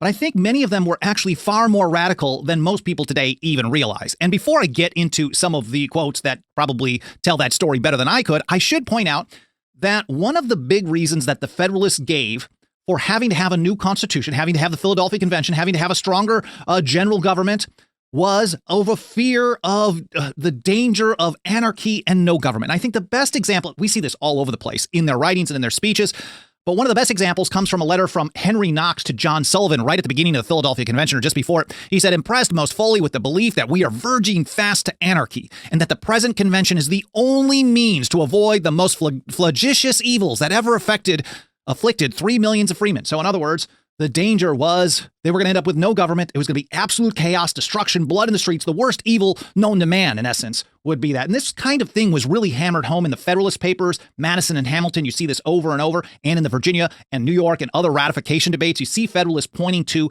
the chaos that was going to ensue if they didn't ratify. And Patrick Henry said, look, this is... Even though Patrick Henry was not an anarchist, I've got a great quote from him later on in the episode as well, but even though he was not one, he certainly was saying, look, you are fear-mongering and trying to rush us into approving a consolidated system over this type of a fear. Imaginary dangers is what he said. But here's Richard Henry Lee with a similar take. This is a letter to Edmund Randolph in October of 1787.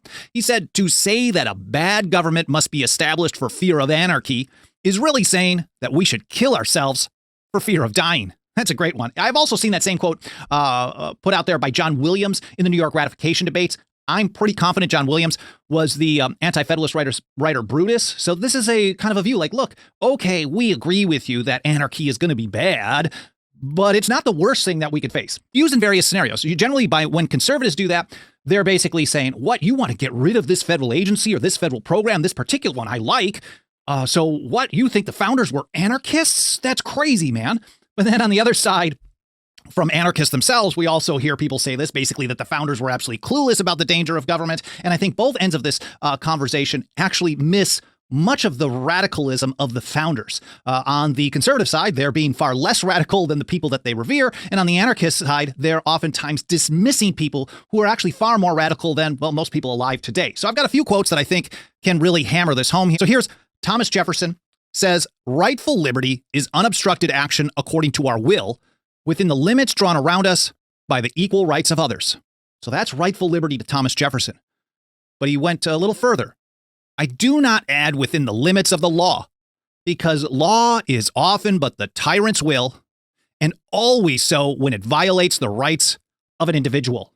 Now, this is sounds like a precursor to something that Josiah Warren, anarchist of the 19th century, wrote in his 1848 Equitable Commerce. He said, liberty, then, is the sovereignty of the individual. So sovereignty meaning final authority. So Warren, I've seen people make the claim that he was a descendant of the great patriot Dr. Joseph Warren, the great Revolutionary War hero. I don't know if that's actually been confirmed or not, but you can see how this lineage kind of connects, especially with Jefferson's view about how law is often but the tyrant's will, talking about every time that law violates the rights or the authority, the sovereignty, I guess, of the individual. Liberty, then, maybe I'm taking a little too far on Jefferson's take, but I think there's a connection here. Liberty, then, is the sovereignty of the individual, and never shall man know liberty until each and every individual is acknowledged to be the only legitimate sovereign of his or her person, time, and property, each living and acting at his own cost.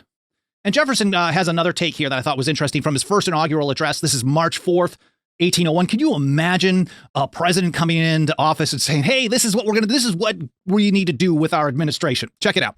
A wise and frugal government, which shall restrain men from injuring one another, shall leave them otherwise free to regulate their own pursuits of industry and improvement, and shall not take from the mouth of labor the bread it has earned.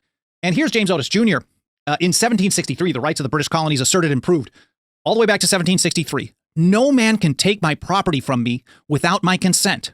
If he does, he deprives me of my liberty and makes me a slave. This is a precursor to a taxation as theft, something that's very popular amongst anarchists and libertarians in modern times. Now, Otis was specifically referencing this in relationship to being in a state of nature, but he saw representation, at least being a part of what constitutes consent. And now Lysander Spooner, in his No Treason number 6 in 1870, he took the same position that taking stuff from people without their consent constituted a robbery, an armed robbery.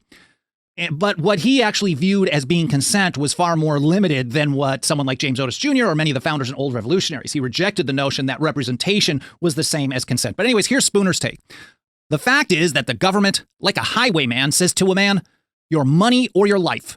And many, if not most, taxes are paid under the compulsion of that threat. And then he goes on to explain that the government is actually worse than the highway robber because the robber just steals from you and then heads off and robs somebody else. But government keeps coming back for more. He says, furthermore, having taken your money, he leaves you as you wish him to do. He does not persist in following you on the road against your will, assuming to be your rightful sovereign on account of the protection he affords you. He puts protection and sovereign in scare quotes, which is awesome. He does not keep protecting you by commanding you to bow down and serve him, by requiring you to do this and forbidding you to do that, by robbing you of more money as often as he finds it for his interest or pleasure to do so, and by branding you as a rebel, a traitor, and an enemy to your country, and shooting you down without mercy if you dispute his authority or resist his demands.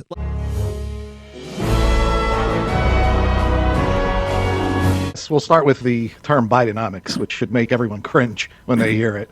And not just this isn't a partisan thing. Reaganomics, the whole thing, Great Society, New Deal, fair deal, square deal, it goes all the way back. It's government intervention. And the truth is there are economic laws, period, and they can't be broken. And all these nomics, Bidenomics, Reaganomics, assumes the government is outside of this. They are outside and above these economic laws, and they come up with these special formulas to make the economy great. They have charts and graphs and experts that are all over the media explaining why this government intervention is so good. You know, they think it's like a machine, the economy. They turn a few screws here and flip a few switches there, and presto. And wouldn't you know that things have never been better? Bidenomics, it's never been better, you know? So, I mean, it's all comical once you see what's going on. And in truth, you don't need the government to explain or the media to explain to you your economic situation. You have your own bills, you have your own expenses, your own income. That's all you really need. You have your own eyes and ears. You can see what's going on. But they're there to basically tell you that all your senses are wrong. You know, if there's a problem, it's you. It's not them, because everything they're doing is great. And, you know, we're a long way from this, but, you know, how the government should deal with the economy is to stay out of it. That's the only thing that they should do. Do not interfere. If people use force, if they use fraud, then the government steps in and you punish those people. But that is not going to happen. And not only do politicians not want that, but the people don't want that too. The people want the government to interfere. So that's what they're going to do. And that keeps us in business because we can come on Fridays and explain why all their interferences are only going to make things worse and not do what they claim. But that's really, you know, the only solution to all these Bidenomics is to just get government out of the economy. That sounds like a good idea. You know, what happens so often is that there'll be a report and they say, well, things are okay, but they're not doing super, and we're going to have so many new jobs. And then all of a sudden the report comes out and it was a lot more, 50% more, or double. All of a sudden, wow. So when the first report comes out, they're prepared for a really bad thing. And then the next thing is, it was super good. And then about a week or two or a month later, then they have revisions. And this is not because they make mistakes. Their whole system is a big mistake. But they don't make mistakes on these statistics. It's all planned to get people off balance and try to handle the markets, because not everybody hears about the revisions, but eventually the markets are very powerful. And will tell you if the economy is getting weaker. Right now, they have these statistics to show that things are going pretty well. The employment rate is up high, but what Peter has done is he points out that there's a lot of jobs, that a lot of people getting second and third jobs, and they add those in, and they replace full-time jobs. Then all of a sudden, well, people don't want to have a second and third job just to survive and be counted in a positive way, and the full-time jobs are disappearing, and this is all part of the system of governments basically being dependent on lying and fibbing and regulating all these events. But I think what Peter does, he points out very clearly that you should be careful with these statistics. With Peter Schiff and the jobs report, whenever you hear jobs report, that's also a central planning, gimmick. It assumes that government is the source of jobs in the economy. They are not, at least not productive jobs. They can make you, dig a ditch and fill it in, but they can't be productive because they don't operate on profit and loss. They don't operate with people voluntarily giving them money. They take the money from everybody, and that's a big difference. When they talk about rescue, those who watch the financial news, they're going to pivot, they're going to lower interest rates again, start printing money again. What that means is they want to keep an artificial high from wearing off. They don't want the bad investments to be liquidated. They want to just paper it over with more money. But as we see, papering over with more money is driving up prices. So that's why the Fed is now caught, because if they want to keep this artificial high going, there's going to be inflation on the other side of it. And I always use this example. Imagine you're at a bar and you're drinking at an artificial high, and one of your friends, he's starting to have his hangover, and you're like, quick, get him more drinks. The hangover is starting. Well, that's not rescuing your friend. That's putting him on a bad path, because if you keep pumping him full of drinks, he could die with alcohol poisoning. And, you're not going to keep an artificial situation perpetual. And that's what they try to do with the economy by printing money. Ultimately, the hangover is going to hit. And since it's been so long since we've had a hangover and they've distorted things so much, it's going to be bad. And it's too late. There's nothing we can do about it now other than dealing with it rationally when it happens. The only thing I can see that's going to help is an entire change in an attitude about the role of government. Government can't be involved in the details of all education throughout the states. They can't be in charge of the medical system. We can't be in charge of our empire around the world. We can't allow the medical industry to be controlled by the pharmaceutical industries. We can't let the military-industrial complex run the show, and we're on a collision course. Cutting back is not very popular. Well, when the market cuts it back and you lose purchasing power, you lose your job, you can blame somebody else. But if Congress comes along and say, well, we cave in, and the Democrats say, oh, yeah, those few Republicans who argue, they're right, we have to cut, we have to bring our troops home, we're changing our foreign policy. Tell you what, it wouldn't be easy. But the argument to answer that, if you did the right thing, yes, it would cause some problem. But compared to the problems that we're going to have if we don't straighten out this mess and change our attitude about perpetually expanding the size and scope of government and giving up on the initiative to understand why the government's purpose should be to protect liberty and understand liberty, instead of running the biggest fiat monetary system in the history of mankind, maybe it should be in charge of teaching people what sound money is all about, and reference maybe even the founders who had some strong ideas about money.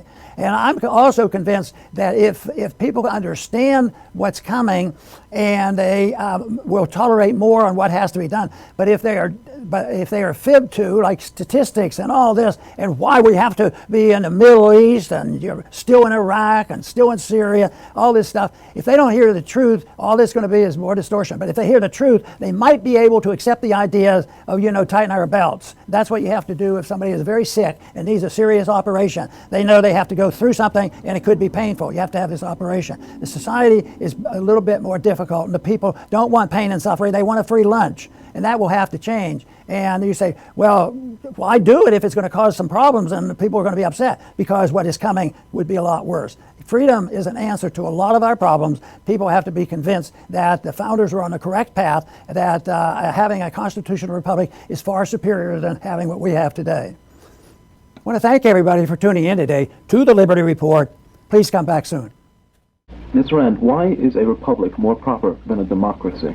Well, because we have to define our concepts clearly. A democracy, in the political meaning of the word, the original meaning, defining a specific political system, means a country governed by unlimited majority rule. A democracy is a form of government in which the majority has the right to vote on anything and to pass any laws they see fit, the sole standard of legality being a majority vote, that is a counting of numbers. Democracy is incompatible with the Constitution because the principle there is that the sole standard of right or wrong in politics is a counting of noses, a majority rule. The best example of that system are the original city-states of Greece, where, if you remember, the majority had the right to vote a death sentence for a man if they disapproved of his ideas. And Socrates is the best example, the most famous one, of what is wrong with the system of democracy. Socrates was condemned to death because the majority of the citizens found that his ideas were subversive to the use of Athens. And he refused to escape, though he had a chance. He declared that his fellow citizens were wrong in their decision, but they had the right to vote away his life, which is a ghastly example of the sanction of the victim and a perfect example of the nature of a democracy as a political system of government.